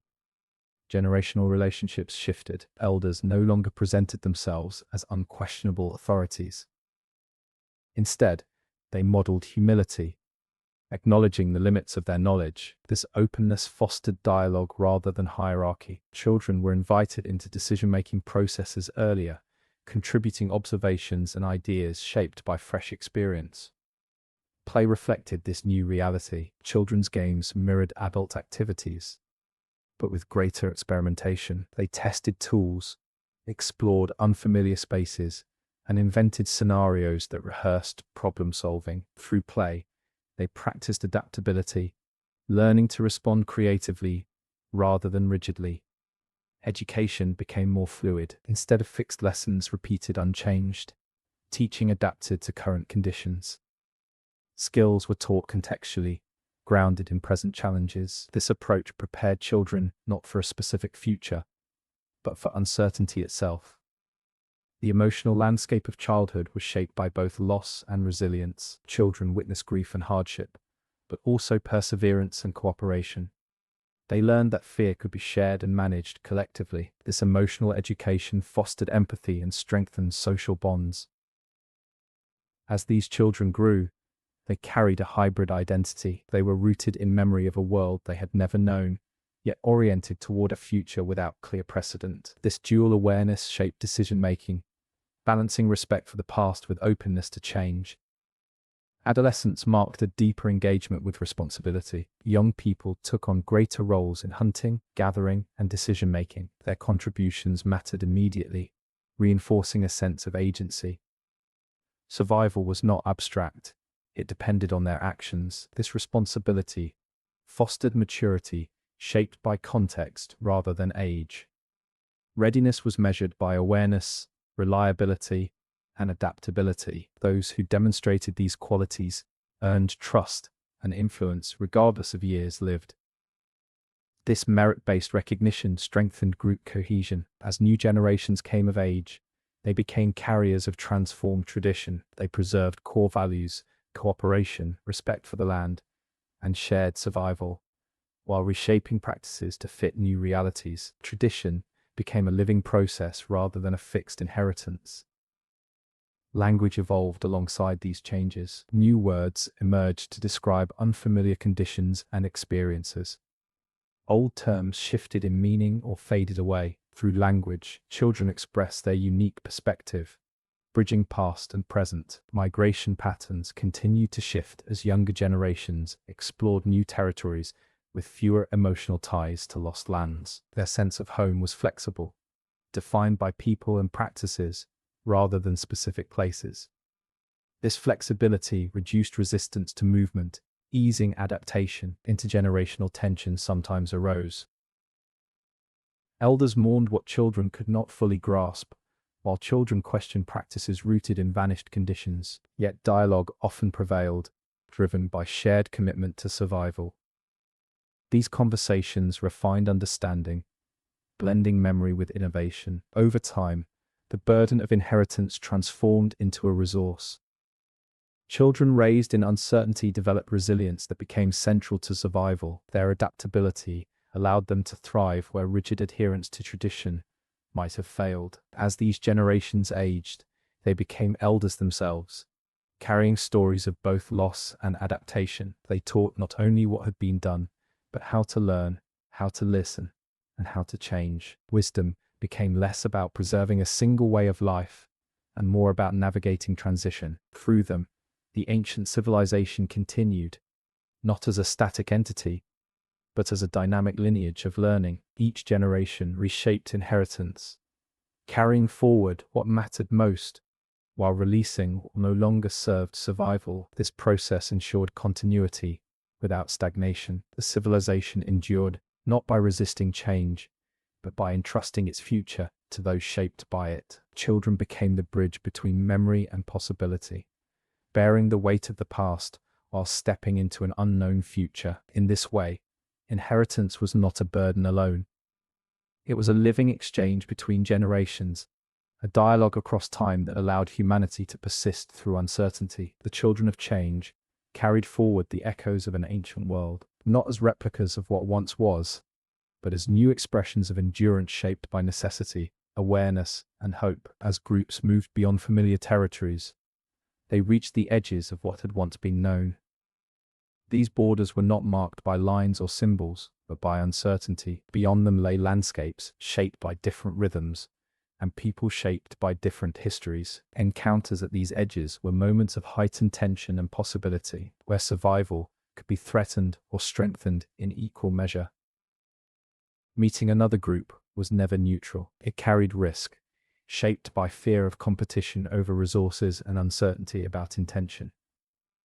First impressions mattered deeply. Body language, posture, and tone communicated more than words ever could. A raised hand could signal peace or warning.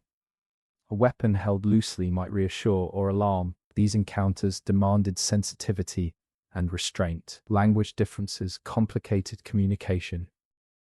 Gestures and expressions became essential tools. Misunderstandings were common, and consequences could be severe, yet repeated contact encouraged the development of shared signals and basic exchange. Over time, familiarity reduced tension, opening space for cooperation. Resource scarcity often drove encounters. When environments shifted and familiar sources failed, groups ventured into new territories where others already lived. Negotiation became necessary. Sharing information about water, migration routes, or seasonal abundance benefited both sides. Cooperation reduced risk, even when trust remained tentative. Exchange extended beyond information. Tools, materials, and techniques were traded or observed. A new tool design or hunting strategy could dramatically improve survival. These exchanges accelerated cultural evolution, blending ideas across groups. Innovation spread not through conquest, but through contact. Yet not all encounters were peaceful. Competition sometimes escalated into conflict, especially when resources were scarce. These moments tested social cohesion and strategy. Groups learned to assess risk quickly, deciding when to withdraw and when to defend. Conflict left lasting impressions, shaping memory and influencing future decisions. Through these interactions, perceptions of the other evolved. Initial fear often softened into recognition of shared humanity. Similar needs, emotions, and struggles became apparent. This recognition did not eliminate conflict, but it provided a foundation for empathy and negotiation. Intermarriage between groups strengthened bonds and facilitated knowledge exchange. New familial ties reduced hostility and expanded networks of cooperation. Through these relationships, genetic and cultural diversity increased, enhancing resilience. Shared rituals or symbolic acts sometimes marked alliances. These acts reinforced trust, creating frameworks for ongoing interaction. Even when rituals differed, mutual participation signaled respect and willingness to coexist. Children born from these encounters embodied blended heritage. Spears and later projectile weapons extended reach and reduced risk. Each refinement emerged from repeated use and careful observation rather than sudden innovation. Teaching toolmaking was inseparable from teaching hunting itself. Animals were also teachers in failure, watching how prey adapted to human presence, changing routes, becoming more cautious forced hunters to adjust. This dynamic relationship prevented stagnation. Neither humans nor animals remained static. Both responded to pressure and opportunity. This constant adaptation defined the long intelligence of the hunt. Children were introduced gradually to hunting knowledge. They observed long before participating, learning to track signs, read terrain, and understand animal behavior. Early lessons focused on respect and patience rather than skill alone. Over time, responsibility increased, guided by elders who recognized readiness not by age, but by awareness. The emotional dimension of hunting was complex. Success brought relief and gratitude rather than triumph. Failure brought anxiety and reflection rather than shame. Taking life carried weight, acknowledged openly through ritual and story. This emotional honesty prevented detachment and reinforced ethical boundaries. In times of abundance, restraint remained important. Overhunting could disrupt balance and threaten future survival. Knowledge of animal reproduction and migration informed decisions about when to hunt and when to wait. This foresight reflected an understanding that survival extended beyond immediate need. As climates shifted and environments changed, hunting strategies evolved. New prey required new techniques. Old knowledge was adapted rather than discarded. This flexibility allowed continuity through change, preserving core principles while embracing necessary adjustments. The intelligence of the hunt extended beyond food. It shaped movement, social organization, and worldview. Understanding animals fostered a broader understanding of the ecosystem. Hunters learned how weather, vegetation, and terrain influenced life patterns. They carried stories, skills, and perspectives from multiple groups. Their identities bridged divides, fostering continuity across boundaries. Through them, encounters became part of collective memory rather than isolated events. The edge of the known world was also an intellectual boundary. Encounters challenged assumptions and expanded understanding. New environments and practices prompted reflection and adaptation. Curiosity grew alongside caution, encouraging exploration beyond established norms. These interactions influenced movement patterns. Knowledge gained through contact informed migration choices, reducing risk in unfamiliar territories. Maps of memory expanded, incorporating new places and relationships. Encounters also reshaped spiritual understanding. Exposure to different beliefs and rituals prompted reflection on meaning and identity. Some practices were adopted, others adapted, enriching cultural expression. Over time, The frequency of encounters increased as populations grew and movement intensified. Networks of interaction spanned wide regions, linking distant groups indirectly. Ideas and innovations traveled farther than individuals, carried through chains of contact. Despite tension and risk, these encounters were essential to survival. Isolation limited adaptability, while contact expanded possibility. Groups that engaged thoughtfully with others often gained advantages in knowledge and resilience. The edges of the known world were not fixed. As familiarity grew, borders shifted outward. What was once unknown became integrated into collective understanding. This expansion did not erase difference, but it reframed it as part of a broader human landscape. Looking back, these encounters reveal survival as a social process extending beyond single groups. Endurance depended not only on internal cohesion, but on the ability to navigate relationships with others. Humanity's long survival was shaped as much by cooperation and exchange as by competition. At these edges, ancient people learned that the world was larger and more complex than any single tradition could explain. This realization fostered humility and adaptability, qualities essential for enduring change. Through cautious approach, negotiation, and shared experience, encounters at the edge of the known world transformed uncertainty into opportunity. They wove individual groups into a wider tapestry of human life, ensuring that the echoes of this ancient civilization carried forward not in isolation, but through connection across landscapes and generations. Endings are often imagined as moments of collapse, marked by violence or sudden disappearance. But for many ancient lifeways, the end arrived quietly, almost unnoticed. There was no final day when people gathered to acknowledge that a way of life had passed. Instead, old worlds faded gradually, their disappearance measured not in catastrophe, but in absence. Practices that had once been central slowly lost relevance. Seasonal gatherings grew smaller as migration patterns shifted. Rituals tied to specific landscapes felt less meaningful as those places changed or were left behind. Knowledge that had once guaranteed survival became less reliable, replaced by new strategies better suited to altered conditions. The transition was subtle, often unfolding across generations. People did not wake one morning aware that they were living differently from their ancestors. Change accumulated through countless small decisions. A hunting route abandoned because animals no longer passed through. A shelter style altered to suit new climates. A story told less often because its lesson no longer applied.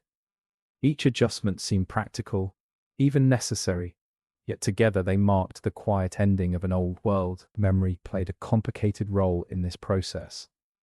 Elders remembered how things had once been done and sometimes mourned the loss of familiar patterns, yet survival demanded acceptance. Holding too tightly to outdated practices risked failure. Letting go became an act of resilience rather than defeat. Language reflected these shifts. Words tied to vanished landscapes or practices fell out of use.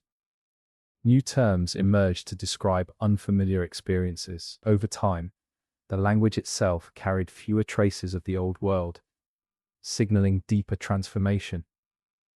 The emotional experience of these endings was often muted. There was grief, but it was diffuse, spread across time rather than concentrated in a single event. Loss was absorbed into daily life, acknowledged quietly rather than ceremonially. This allowed people to continue forward without being overwhelmed. Children grew up unaware that anything had ended. For them, the world as it was simply existed. They inherited fragments of older traditions without fully understanding their origins.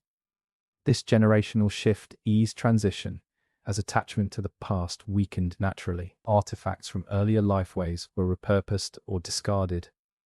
Tools designed for old environments were reshaped or replaced. Shelters evolved. Even art changed, reflecting new experiences and priorities. Physical traces of the past became increasingly rare, eroded by use and adaptation. Social structures adjusted as well. Roles that had once been vital diminished, while new ones emerged. Leadership adapted to current needs. Authority shifted from those with knowledge of the old world to those adept at navigating the new. This rebalancing occurred gradually, often without conflict. Rituals transformed or disappeared. Ceremonies tied to specific seasons or resources lost meaning as those cycles altered. Some rituals were adapted, their symbolism reinterpreted. Others faded quietly, remembered only by a few before vanishing entirely. The landscape itself bore witness to these endings. Campsites were abandoned, paths overgrown, and familiar landmarks lost significance. Nature reclaimed spaces once shaped by human presence. The land moved on without acknowledgement, indifferent to memory. These quiet endings did not signify failure. They reflected adaptability. The ability to let go of what no longer served survival ensured continuity. Clinging to the past would have endangered the future. Looking back, it is tempting to search for dramatic moments of collapse, but doing so overlooks the resilience inherent in gradual change. The ancient world did not end all at once. It transformed continuously, shedding forms that no longer fit. This pattern challenges modern narratives of history. It suggests that survival is often invisible, unfolding through ordinary choices rather than extraordinary events. Endurance does not always announce itself. As old worlds ended, new ones took shape, built on fragments of the past. Those specific practices vanished, underlying values, cooperation, attentiveness, adaptability, persisted.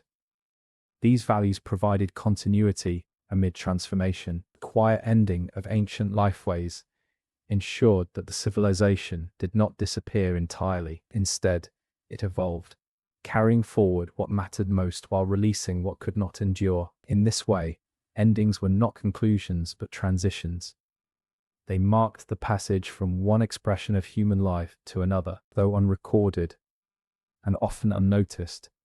These moments shaped the long arc of survival. The old worlds may be silent now, their rituals forgotten and landscapes transformed, yet their influence remains, embedded in the ways humans continue to adapt, remember, and move forward. The quiet nature of their ending does not diminish their significance. It underscores a profound truth: that endurance often depends on knowing when to let go. Even as familiar lifeways disappeared, survival did not vanish. It transformed. What remained of the ancient civilization no longer resembled the villages, rituals, or migration routes of the past. Tools were reshaped, camps relocated, and traditions adapted to fit new conditions. Yet beneath these changes lay continuity, a persistence that was often invisible to the eye, carried in knowledge, memory, and human adaptability, rather than in structures or boundaries. Survival beyond recognition required a different mindset. The old markers of stability, reliable hunting grounds, seasonal cycles, familiar landmarks could no longer be trusted. People learned to expect uncertainty, to move fluidly across landscapes, and to interpret the world in new ways. Flexibility became the most valuable trait, and adaptability was rewarded more consistently than adherence to tradition. This transformation did not erase cultural memory entirely. Even as practices changed, fragments of the past were preserved in stories, songs, and ritual fragments. Certain tools and techniques endured, though repurposed for new contexts. These remnants served as bridges between the old and the new, allowing knowledge to persist even when form was lost. Groups that survived were often smaller and more mobile, dispersing across wider territories. This dispersal reduced pressure on local resources and minimized vulnerability to environmental changes. Isolation was balanced by occasional encounters where knowledge and skills were exchanged, ensuring that even distant groups remained connected through shared heritage. Social structures also evolved. Hierarchies based on knowledge of familiar territories shifted toward those who could interpret and adapt to change. Leadership became situational, emerging when someone demonstrated the ability to navigate uncertainty or solve immediate challenges. Authority was earned through responsiveness rather than seniority alone. Knowledge itself became more practical and dynamic. Memory, once tied to predictable cycles, now encompassed strategies for coping with variability. Stories emphasized flexibility, caution, and innovation. Lessons were no longer solely about what had worked in the past, but about how to respond when familiar strategies failed. Technology adapted alongside social and environmental change. Tools designed for specific prey or tasks were modified for new conditions.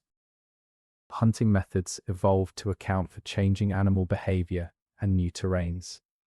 Even clothing and shelter reflected adaptation to unfamiliar climates. These material changes mirrored the mental flexibility required for survival.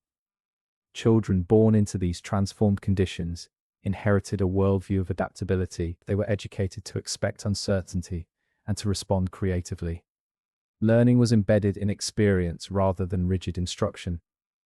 Observation, experimentation, and responsiveness became central to daily life, preparing them to carry survival forward in a world that no longer resembled that of their ancestors. Emotional resilience became as important as physical skill. The disappearance of familiar patterns could provoke fear, grief, and anxiety. Yet those who survived learned to manage these emotions collectively, sharing burden and support. Storytelling continued to play a role, helping individuals process loss and maintain connection to the past, even as they adapted to new realities. Identity evolved with survival strategies. People defined themselves less by place and more by adaptability and shared purpose. Relationships within the group and the ability to cooperate across uncertain circumstances became central to belonging. This relational identity enabled groups to persist even when physical markers of culture had disappeared. Encounters between dispersed groups became increasingly significant. Knowledge, resources, and even genes were exchanged, creating networks that reinforced continuity despite fragmentation. These interactions ensured that adaptation did not result in complete isolation, preserving cultural memory across wider landscapes. Over generations, the combination of flexibility, mobility, and relational identity allowed survival to persist beyond recognition, while older forms of society, rituals, settlement patterns, and daily routines faded. The underlying principles of cooperation, attentiveness, and responsiveness endured. This survival was subtle, often invisible archaeologically, but no less real.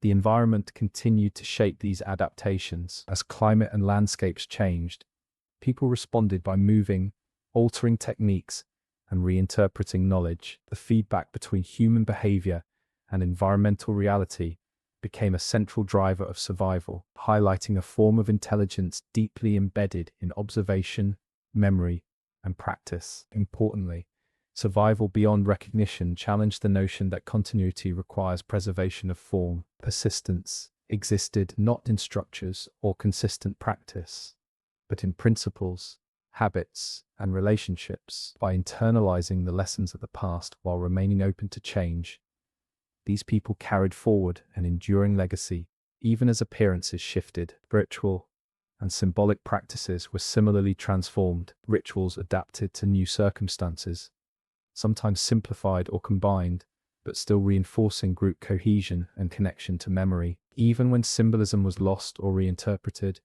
the function remained, providing guidance, meaning, and emotional stability amid uncertainty. This form of survival demonstrates a profound capacity for human resilience. It shows that endurance does not rely solely on environmental abundance, fixed knowledge, or social uniformity. Instead, it thrives in responsiveness, collective learning, and the ability to carry core principles forward even as all else changes. The echoes of this civilization, while less visible than monumental structures or preserved settlements, survive in ways that are foundational to humanity. Skills, strategies, and ways of thinking passed from one generation to the next, adapted continuously, and reinforced through shared experience. This enduring intelligence, embedded in behavior and culture, ensured that humanity persisted through periods of profound transformation. In essence, survival beyond recognition reframes what it means to endure. It is not measured by continuity of form, but by the persistence of life, knowledge, and adaptability. The ancient people who lived through these changes demonstrated that survival is a dynamic process, carried not in monuments or rituals alone, but in the ongoing capacity to learn, adjust, and continue. Their legacy lies in the principle that life can persist even when it no longer resembles its former self, and that endurance is defined less by what remains visible than by what continues in action, thought, and memory. Long after the ancient civilization had transformed beyond recognition, the traces it left behind remained hidden beneath layers of earth, sediment, and time. Bones, tools, and fragments of art persisted quietly, often unnoticed, until modern humans began to uncover them. These echoes of the past, buried and fragmented, became a bridge between what once was and the present, revealing a continuity that survives in subtle yet profound ways. Archaeology acts as a lens into this vanished world, revealing not just objects but the lives they sustained. Each discovery, a stone tool shaped with care, a chipped spear point, the remains of a hearth, speaks to decisions, practices, and patterns of thought. These artifacts are more than evidence of survival. They are tangible traces of human intelligence, adaptability, and culture. In studying them, modern humans confront the complexity of lives lived entirely within natural systems, without written record or permanent structure. Bones, both human and animal, reveal patterns of diet, movement, and social behavior. The distribution of skeletal remains shows where groups lived and traveled. Cut marks on bones indicate not only subsistence practices, but knowledge of anatomy and strategy. Each fragment provides insight into the relationship between humans and their environment, revealing an intelligence developed through observation, patience, and experimentation over thousands of years. Tools carry similar weight. Stones shaped for specific functions show evidence of incremental improvement, reflecting memory, teaching, and problem-solving across generations. Wear patterns reveal how objects were used, and repairs indicate foresight and valuation. These artifacts are silent teachers, allowing modern observers to reconstruct not only the mechanics of survival, but the thought processes behind each choice. They demonstrate that ingenuity is a cumulative property, passed across time and embodied in material culture. Art, preserved in caves and on rocks, continues to astonish. These images, whether abstract symbols or detailed depictions of animals, carry aesthetic, instructional, and spiritual significance. They reveal an awareness of observation and representation, a desire to communicate beyond immediate necessity. The placement of art in deep or difficult to access areas suggests ritual or symbolic intent, emphasizing the importance of reflection, memory, and shared experience. Excavation also uncovers subtle traces: hearths, post holes, remnants of shelters, and discarded refuse. These elements, often overlooked, map patterns of daily life and social organization. They illuminate routines, problem solving, and adaptation, allowing modern humans to understand how people negotiated risk, scarcity, and opportunity in ways that written history cannot capture. Every layer of sediment carries evidence of presence and action, forming a narrative that unfolds slowly through careful study. Environmental data complements these discoveries. Pollen, seeds, and animal remains reconstruct past climates, landscapes, and ecosystems. By comparing these findings with artifacts, researchers can infer how people responded to environmental change. These reconstructions highlight resilience, how groups adjusted tools, diets, movement, and social strategies to survive periods of abundance and scarcity, stability, and upheaval. Genetic studies add another dimension. DNA extracted from ancient remains traces migrations, interbreeding, and continuity. It reveals how people moved across continents, how populations expanded and contracted, and how traits persisted through generations. Genetic evidence underscores survival as a dynamic process, shaped by both environment and human choice, connecting the ancient past directly to modern humanity. Modern encounters with these traces provoke emotional reflection. There is awe in witnessing the skill, patience, and insight encoded in a stone tool or the precision of a painted animal. There is humility in recognizing the fragility of human life and the resilience that allowed continuity despite uncertainty. These remnants remind us that our ancestors were capable of both struggle and imagination, of observing deeply and acting wisely. The process of uncovering these echoes also highlights the fragility of preservation. Much of the past remains lost to decay, erosion, or simple invisibility. What survives is only a fraction of human experience. Yet even these fragments convey remarkable depth. The effort required to interpret them parallels the intelligence and patience of those who made them. Understanding these traces requires close observation, careful inference, and imaginative reconstruction, a dialogue across time. Interpretation of these remains extends beyond technical reconstruction. It invites philosophical reflection on continuity, memory, and the nature of human experience. Observing the ingenuity and adaptability embedded in artifacts prompts questions about what it means to endure. Survival emerges not only as a biological fact, but as a cultural and cognitive achievement shaped by foresight, cooperation, and creativity. These discoveries also connect modern humans to the past in ways that are profoundly personal. Seeing the marks left by hands tens of thousands of years ago bridges time, reminding us that the concerns, fears, and hopes of our ancestors resonate with our own. We recognize that human intelligence, emotion, and creativity are not new, but extensions of capacities honed over millennia. Ultimately, the remnants beneath our feet testify to the persistence of humanity itself. They show that survival is not a linear story of triumph, but a complex interplay of adaptation, knowledge, and resilience. By studying these traces, modern humans gain insight not only into specific behaviors, but into enduring strategies for living within a changing world. The past is not merely observed, it continues to teach. These echoes remind us that civilization is more than monuments or written records. It is patterns of behavior, thought, and adaptation carried forward in both material culture and memory. Archaeology uncovers these layers, revealing the ingenuity that allowed humans to persist through environmental shifts, social fragmentation, and cultural transformation. Every artifact, bone and pigment fragment is a whisper from the past, insisting that endurance is possible even under conditions of uncertainty. Through this lens, modern humans encounter the continuity of life as a story of interaction with the world, with others, and with memory itself. The past beneath our feet is a living lesson in attention, adaptation, and perseverance.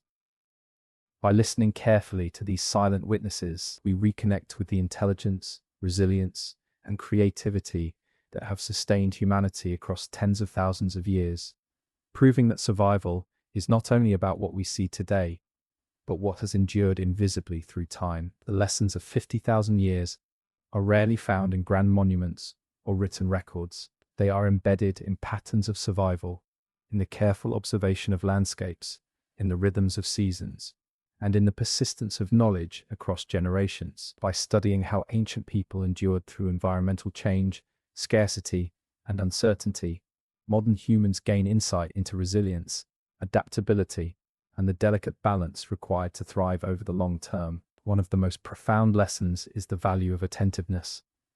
Ancient communities survived because they noticed subtle changes in their surroundings, a shift in wind direction, the absence of certain birds, or the movement of prey could signal danger or opportunity. Observing these cues allowed people to act before conditions became critical. This attentiveness was not passive. It was practiced continually, shaping decision-making, teaching, and social organization. Memory, both individual and collective, played an equally important role. Knowledge was stored not in books or charts, but in stories, rituals, and repeated practice. These traditions encoded lessons about hunting, gathering, migration, and cooperation. They preserved strategies that had been tested over generations, ensuring that the wisdom of experience survived beyond the lifespan of any one person. Memory was both a guide and a safeguard, enabling communities to respond to challenges even when circumstances shifted unexpectedly. Adaptation emerged as another central principle. Survival required flexibility in the face of changing environments. Groups adjusted migration routes, altered diets, modified tools, and experimented with new shelter types.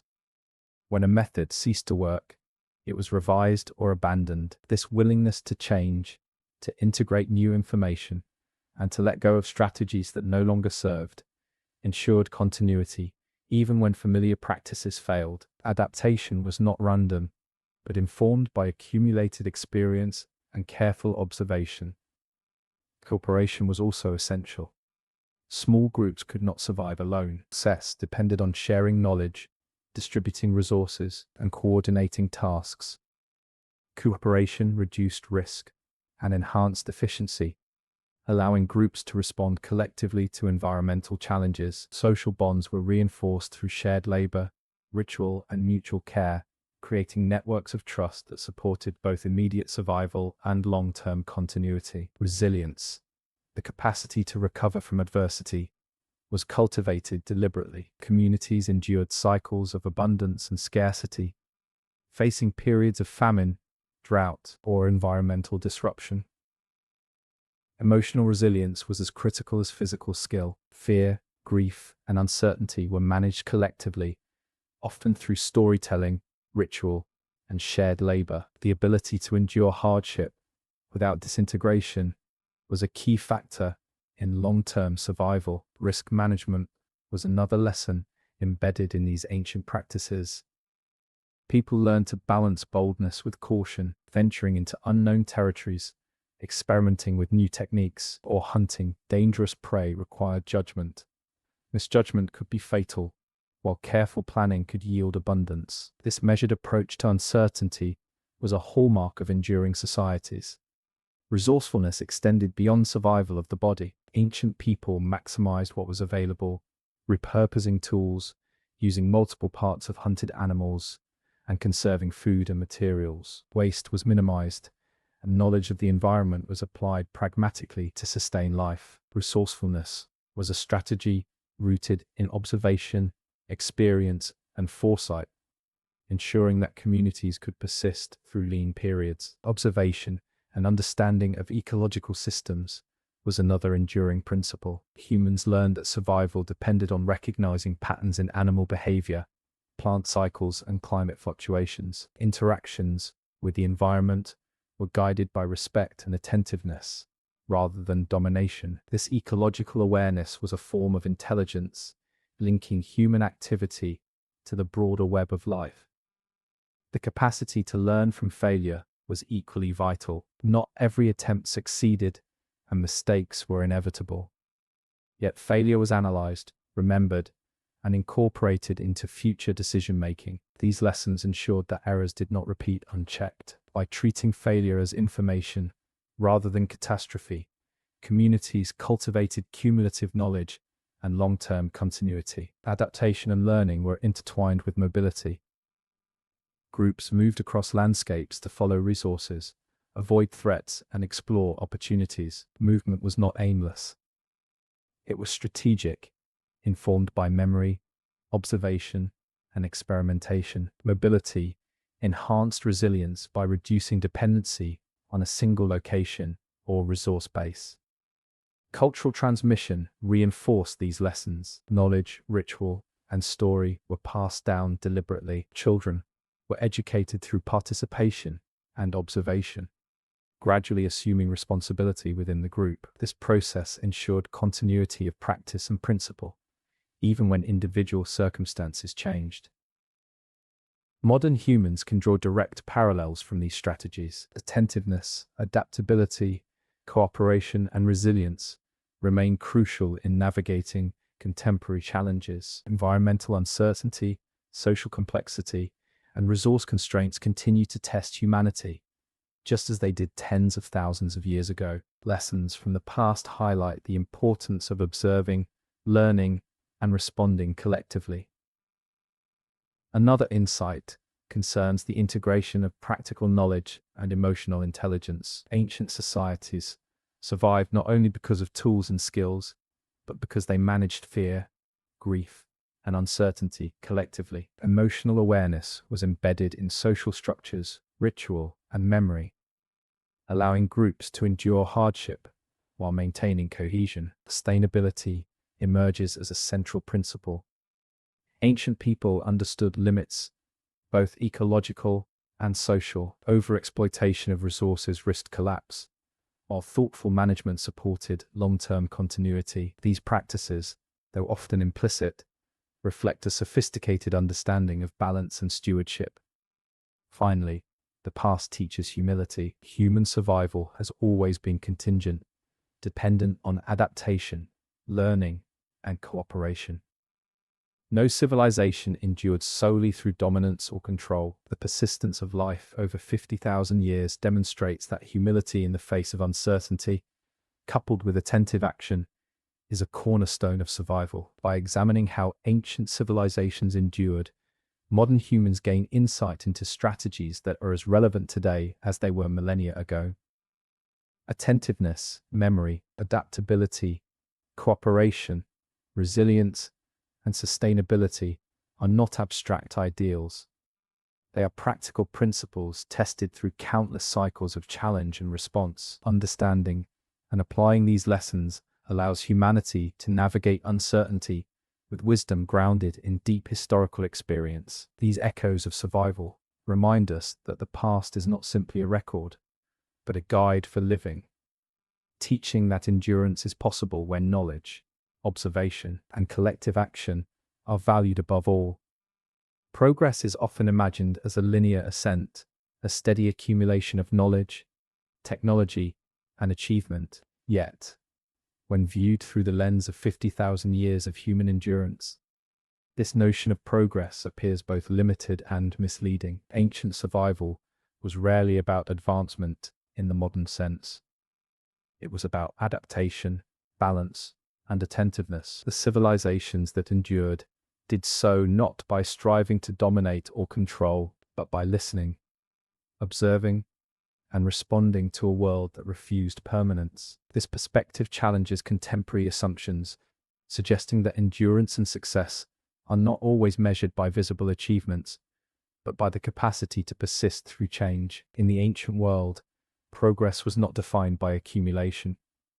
Possessions were minimal, and status was rarely tied to material wealth. What mattered was knowledge, skill, and social cohesion, the ability to respond effectively to environmental and social challenges. Tools were refined incrementally, not invented wholesale, and their value lay in utility and efficiency rather than novelty. This incremental improvement reflects a form of intelligence and foresight that prioritized survival over spectacle.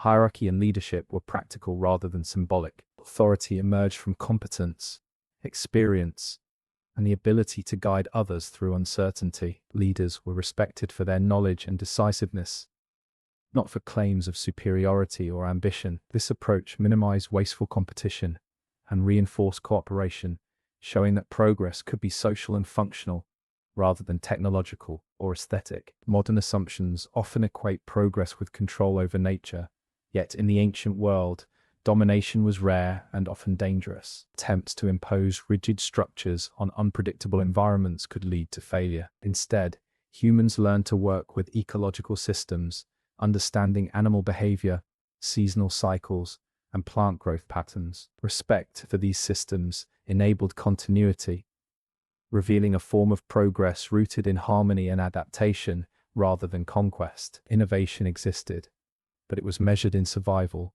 rather than abstract advancement. A new hunting technique, a more effective tool design, or an improved method of preserving food reflected learning from experience and observation. These innovations were not sought for prestige, but for necessity. They demonstrate a principle that progress is effective only when it enhances resilience rather than merely demonstrating ingenuity. Social cohesion itself was a form of progress. Groups that shared resources, knowledge, and responsibility endured where isolated or competitive groups often failed. Cooperation amplified collective intelligence, allowing communities to respond to challenges that would overwhelm individuals. This suggests that human progress is intertwined with relational capacities as much as with technological development.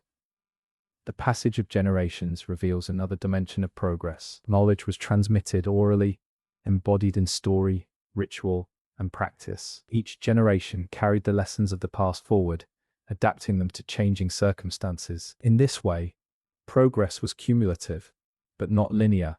It was relational, iterative, and context-sensitive. What endured was often invisible skills, strategies, and social norms, rather than physical monuments. The contrast between ancient endurance and modern ambition emphasizes the difference between survival and accumulation. Contemporary societies often measure progress by speed, efficiency, and output. Ancient survival valued patience, attentiveness, and balance. This form of intelligence allowed humans to navigate uncertainty over millennia, demonstrating that long-term survival often requires a different set of priorities than short-term achievement. Flexibility was central to this understanding. Adaptation required the ability to let go of practices that no longer served. Clinging rigidly to tradition or assuming permanence in environmental patterns could lead to failure. Progress, in this sense, was the capacity to adjust without losing identity, memory, or cohesion. It was less about building permanence and more about sustaining continuity. The philosophical implications of this perspective are profound. Endurance is less about accumulation and more about understanding limits, managing risk, and maintaining relationships, both social and ecological. Success is measured not by dominance or expansion, but by persistence through unpredictable conditions. This challenges modern assumptions about what constitutes achievement and invites reflection on the values that truly support long-term survival. Modern humans can learn from these principles. In a world marked by environmental uncertainty, social complexity, and rapid change, the lessons of attentiveness, adaptability, and cooperation are as relevant as ever. Attempting to dominate systems without understanding their dynamics often leads to collapse, whereas careful observation, respect, and measured intervention foster resilience. Progress becomes sustainable when it aligns with these principles. The ancient civilizations that endured did so not through conquest, accumulation, or control, but through observation, learning, and shared responsibility. Their longevity demonstrates that success is not always visible in structures or monuments, but in the quiet persistence of knowledge, skill, and relational intelligence. Endurance over 50,000 years required a different kind of sophistication, one that values balance, humility, and responsiveness over ambition and accumulation. Reflecting on this, progress can be seen as a moral as well as practical concept. It is not simply the ability to manipulate the world, but the wisdom to live within its limits, to sustain life collectively, and to transmit knowledge responsibly. These ancient lessons challenge assumptions that modern advancement inherently equates to improvement, reminding us that longevity and resilience may be a more meaningful measure of achievement. In this light, the enduring civilizations of the past redefine what it means to succeed. They show that progress is not the accumulation of objects or power, but the cultivation of skills, relationships, and strategies that allow life to continue. They remind us that survival, continuity, and adaptability are achievements in their own right, and that the wisdom embedded in long-term endurance may offer more guidance for humanity than any technological triumph alone. Memory is perhaps the most profound form of survival. In the absence of written records, monuments, or permanent documentation, ancient civilizations endured through what was remembered, repeated, and shared. Memory carried knowledge across generations, encoded survival strategies, and preserved the emotional and cultural threads that bound communities together. It was more than recollection. It was an active, living force that shaped decisions, social bonds, and identity. In early human societies, memory was embedded in daily practice. Every task, from tracking animals to gathering plants, relied on remembered experience. Patterns were observed, consequences noted, and lessons stored collectively. This process transformed knowledge into a shared repository, accessible to all members of the group. Forgetting could be dangerous, while accurate memory ensured continued survival. In this way, memory became a technology as vital as tools or fire. Stories carried memory beyond immediate experience. Through narrative, lessons from the past were transmitted with nuance, emotion, and context. A cautionary tale about a dangerous hunting route, a story about harsh season, or a narrative describing a successful strategy for finding water preserved practical knowledge. These stories were repeated and reinforced, embedding them into the consciousness of children and new members of the group. Each retelling was a reinforcement of collective memory, strengthening the group's capacity to endure. Memory also preserved identity. Individuals understood themselves through their connection to past experiences, ancestors, and community practices. Shared recollections of triumph and loss created continuity, linking present action to generations long gone. This continuity was essential in times of change, providing guidance and a framework for decision-making, even when familiar conditions no longer applied. Oral transmission demanded accuracy and attentiveness. Elders, as custodians of memory, were responsible for teaching correct methods, recounting events precisely, and embedding lessons in emotionally resonant stories. Their guidance was crucial because memory alone could not be relied upon. It required constant reinforcement. Children learned by listening, observing, and participating, gradually internalizing both practical skills and cultural knowledge. Memory extended beyond human experience. The landscape itself became a repository of information. Landmarks, animal trails, seasonal changes, and natural markers were remembered collectively. Knowledge of which areas were safe, which contained resources, and which were dangerous was maintained through observation and transmitted verbally. This spatial memory allowed groups to navigate vast and shifting territories with remarkable precision.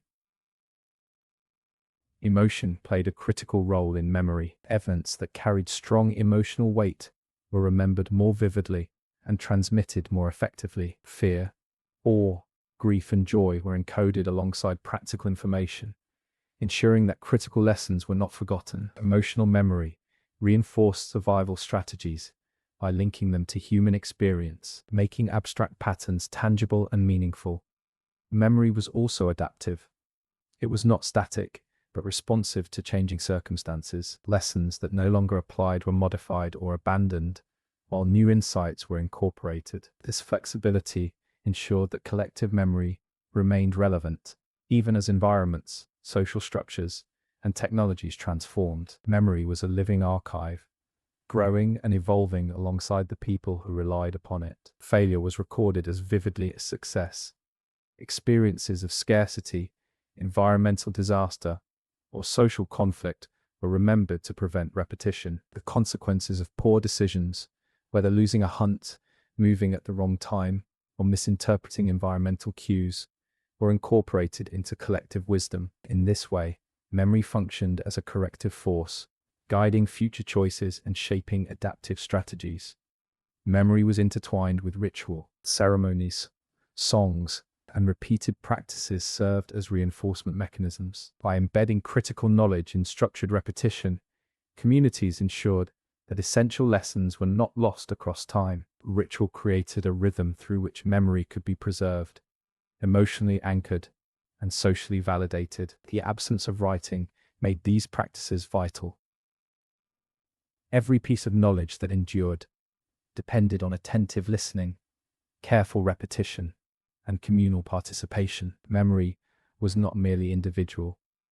It was distributed across the community, forming a network of minds that preserved survival knowledge collectively. This distribution enhanced resilience, as the loss of any single individual did not erase the wisdom of the group. As generations passed, memory became intertwined with imagination and anticipation. Stories of past events guided predictions, informed planning, and suggested strategies for future challenges. Memory provided both a map of what had been and a tool for navigating what might be, linking experience across time and creating a continuous thread of human knowledge. Memory also served as a bridge between the living and the dead. Ancestors, though physically absent, were present in recollection, offering guidance through stories and established practices. Their experiences informed choices, reinforced social norms, and maintained continuity across generations.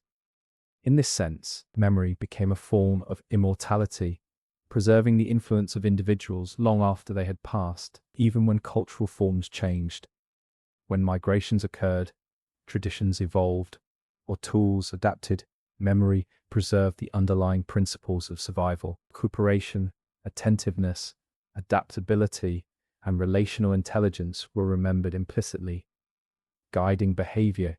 Even as outward forms shifted, memory ensured that core strategies endured, even when the world itself no longer resembled that of previous generations. Modern reflection on these practices highlights the power and fragility of memory. Unlike material objects, it exists only in use, dependent on attention, repetition, and transmission, yet it carries what is most essential: knowledge, experience, and identity. Through memory, ancient civilizations persisted not because their structures lasted, but because their wisdom continued to inform action across time. Memory also connects us directly to the past. When modern humans study artifacts, landscapes, or oral traditions, they are engaging with memories that have traveled across tens of thousands of years. Every observation, every interpretation is a dialogue with the minds that came before, extending survival through understanding and reflection. Ultimately, memory demonstrates that survival is more than physical endurance.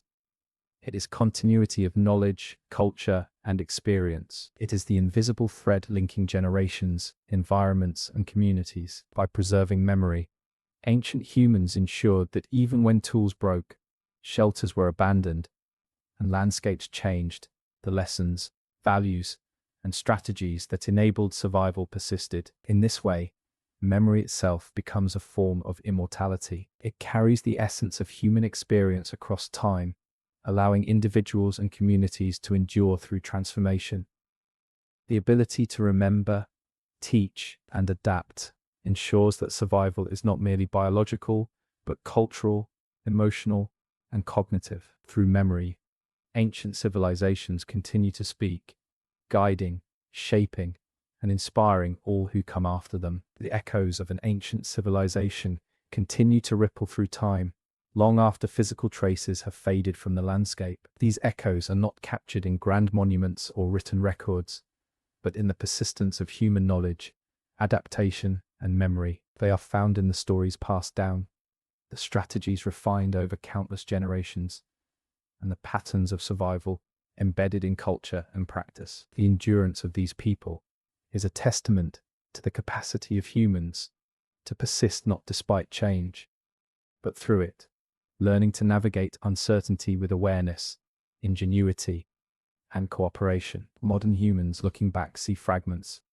stone tools, cave art, hearths, and scattered remains of campsites. Yet these fragments represent far more than physical objects.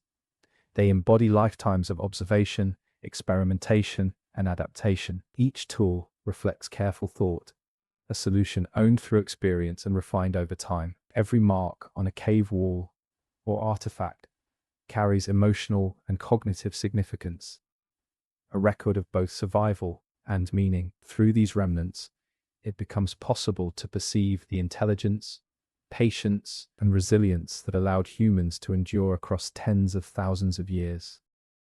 Endurance was rarely linear.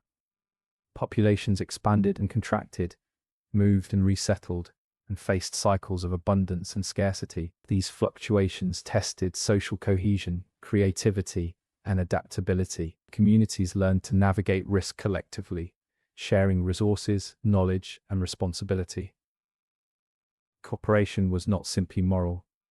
It was practical. Groups that coordinated effectively survived where isolated individuals or less cohesive units would have perished. This social intelligence is one of the most enduring legacies of the civilization, invisible to the untrained eye, but evident in the continuity of life. The land itself became a living partner in survival. Humans observed the patterns of plants, animals, water, and weather, internalizing rhythms that guided movement, hunting, and gathering. Memory of these patterns was preserved across generations, allowing adaptation to changing conditions without complete reliance on trial and error. Environmental understanding, combined with flexible social structures, ensured that communities could respond effectively to challenges that might otherwise have been fatal. The dialogue between humans and their surroundings was continuous, requiring attention, respect, and responsiveness.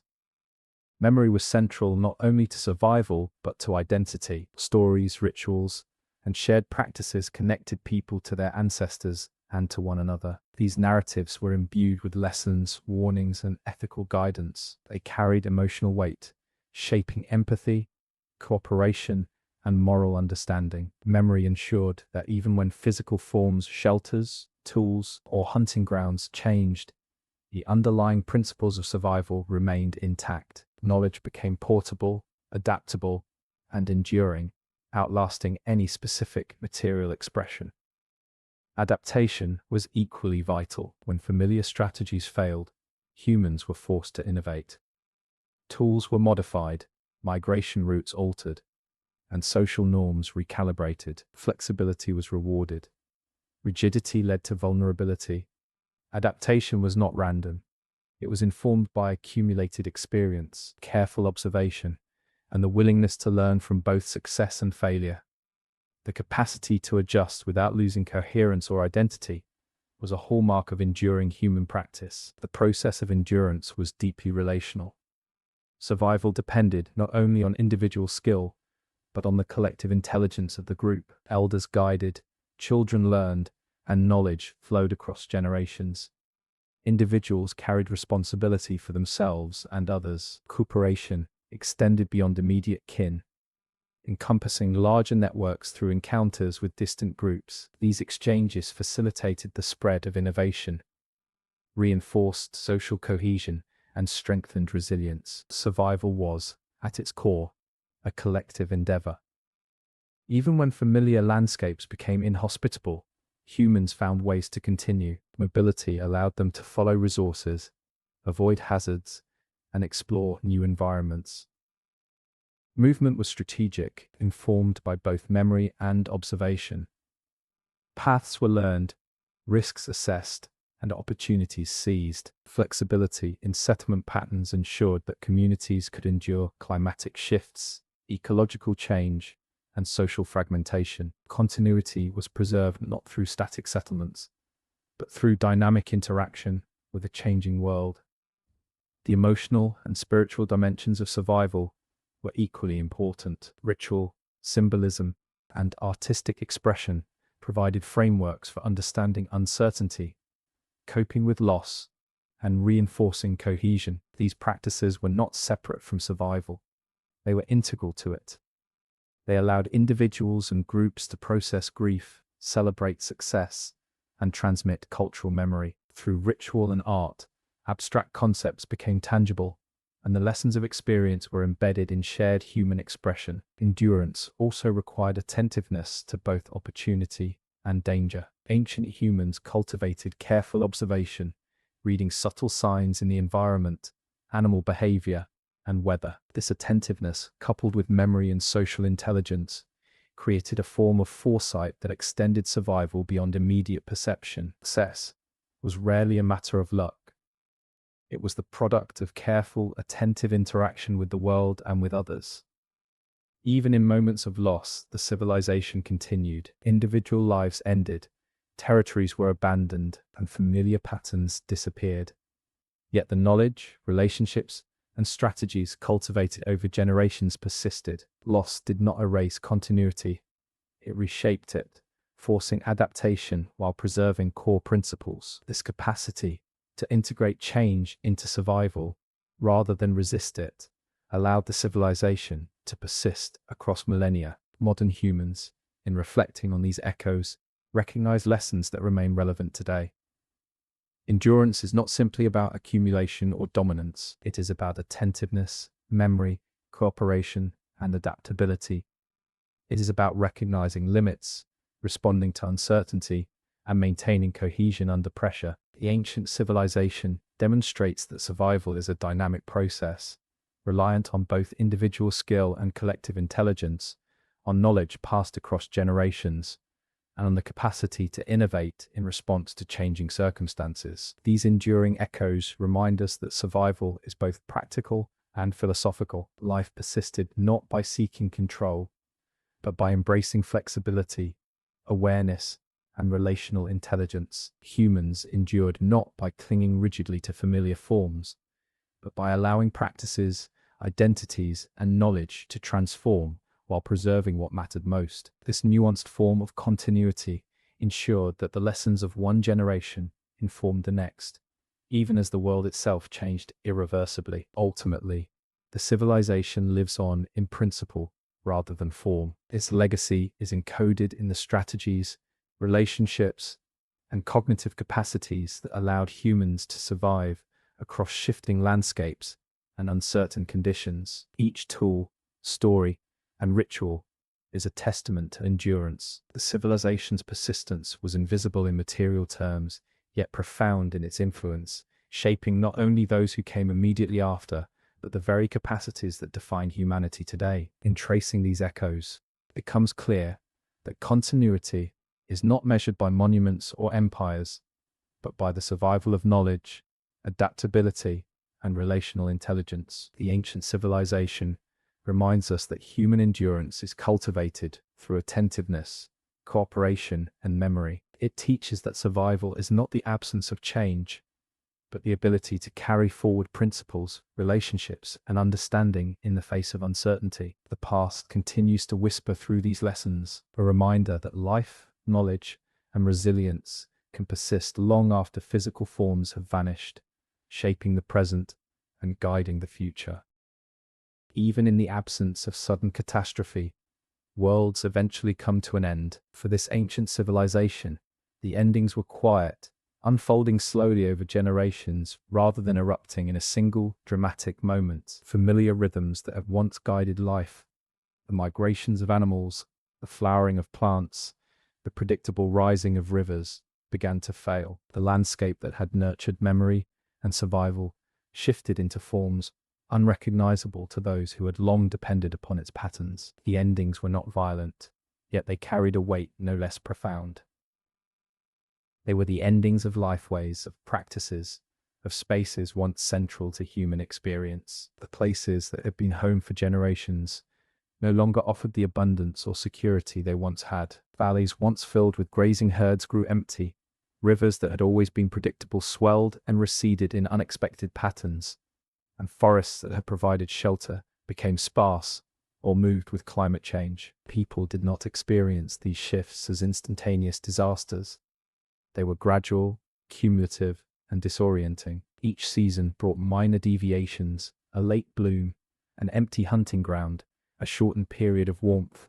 But over decades, these small divergences accumulated into profound dislocation. Life itself required constant reassessment. Strategies that had been reliable for generations failed under new conditions. Campsites had to be abandoned, routes reimagined, and diets altered. Even knowledge passed down from elders became less dependable. The tools of survival, memory, experience, observation remained essential, but the context in which they were applied had changed fundamentally. What had once been an advantage could now become a liability. The endings were also deeply emotional. Humans had formed relationships with landscapes over generations, creating bonds that went beyond practical survival. Sacred rocks, familiar rivers, and well-trodden paths were embedded with memory, myth, and meaning. Leaving these places was not only a physical act, but a psychological one. Generations mourned the loss of lands that could no longer sustain them. Stories of abundance became tinged with nostalgia, turning memory into a delicate archive of a world that had vanished. Socially, the endings tested cohesion. Groups had to make decisions about movement, division, and adaptation. Some communities chose to split, sending smaller units to explore unfamiliar territory, while others remained together longer, relying on collective knowledge to stretch the usefulness of fading resources. Both strategies carried risk. Moving too soon could lead to dangerous encounters or starvation, while remaining too long could invite slow decline. The balance between caution and boldness shaped who would endure and who would disappear. Loss was also cumulative and symbolic. Rituals tied to specific places or resources lost relevance. Ceremonies performed for the return of animals or the fertility of the land no longer resonated when the animals did not return, and the seasons no longer followed their old patterns. Spiritual life, long intertwined with ecological knowledge, had to adapt to a landscape that no longer conformed to the logic of ancestral experience. The sacred became elusive, a reminder of a stability that had been taken for granted. Children growing up during these times learned impermanence as a constant, unlike their ancestors, who inherited predictable rhythms. These younger generations experienced uncertainty as normal. They watched adults adapt, fail, and sometimes succeed in environments that offered no guarantees. Their education emphasized flexibility, observation, and critical thinking. They learned that survival depended on responsiveness, not on clinging to the past. Even the most intimate relationships were shaped by environmental endings. Dependency networks that had been stable care for elders, shared child rearing, cooperative hunting, were strained by scarcity and displacement. The social fabric had to stretch and adapt. Trust became both more essential and more fragile. Decisions had immediate consequences, reinforcing the necessity of cooperation while highlighting vulnerability. Movement into new territories introduced additional complexity. Encountering unfamiliar landscapes meant learning rapidly from observation, testing new food sources, and navigating unknown hazards. Paths that had once seemed endless and familiar now required careful planning. Migration was both opportunity and risk, demanding constant vigilance. It required humans to expand memory into unknown contexts and to forge new relationships with land and creatures alike. Through these endings, resilience emerged, though not in obvious ways. Adaptation required creativity, modifying tools, changing diets, and experimenting with shelter. Innovation was slow and incremental, each success contingent on prior lessons and immediate experience. Communities that survived did so by integrating flexibility into their routines, balancing adherence to past knowledge with openness to new methods. The psychological impact of these endings was profound. Individuals were confronted with the realization that even the most reliable systems, seasons, migrations, resource cycles, could not be counted on indefinitely. This recognition shaped perception, emphasizing observation, reflection, and cautious decision-making. Emotional endurance became as vital as physical endurance. Memory served as a compass, guiding actions through shifting landscapes. Stories of past abundance and scarcity informed choices, even when specific conditions had changed. Lessons learned in one environment were adapted to another, creating a continuity of experience that was essential for survival. Yet memory was also tinged with grief, recalling what had been lost even as it guided what could still be done. Over time, these quiet endings transformed human experience. People who had once relied on stability learned to embrace uncertainty, finding agency in responsiveness rather than control. Cultural practices evolved. Art, story, and ritual adapted to reflect new realities, preserving meaning even as material circumstances shifted. Continuity was preserved not through static replication, but through flexible engagement with change. The endings also shaped intergenerational relationships. Elders became guides in adaptation, teaching how to read new landscapes, assess risks, and interpret signs. They transmitted not only knowledge of what had been, but skills for surviving what was to come. Young people absorbed these lessons through observation and participation, developing resilience that combined inherited wisdom with experiential learning. Despite the gradual nature of these endings, their impact was profound. Familiar worlds disappeared, leaving spaces both literal and symbolic, where memory and adaptation coexisted. Communities that navigated this transformation preserved continuity, but in forms that were transformed by circumstance. The civilization endured, but it did so through adaptation, flexibility, and the careful integration of old knowledge into new realities. These endings challenge modern assumptions about collapse. Survival doesn't require a single moment of catastrophe. It can occur through incremental transformation, through learning to respond to change rather than resisting it. Endurance is not about preserving life as it was, but about carrying essence, knowledge, culture, relationships, through a landscape that no longer resembles the past, in the silence of abandoned valleys, along the banks of rivers that had shifted course, and in the forests now altered by climate. The memory of these quiet endings lingers. They are not moments of dramatic loss alone, but testaments to the adaptability, foresight, and resilience of human beings who learn to endure not by controlling the world, but by listening to it, moving with it, and finding continuity within change. Ultimately, these endings were not absolute. They were transitions, marking the fading of old lifeways and the emergence of new ones. Survival became less about preserving the familiar and more about interpreting the unknown. Communities that embraced this understanding continued, their stories, skills, and experiences carrying forward as living echoes of a civilization that had endured centuries of subtle transformation. These endings, quiet yet profound, exemplify endurance, not as dominance, but as the art of persistence, adaptation, and the unwavering attention to the fragile rhythms of life itself.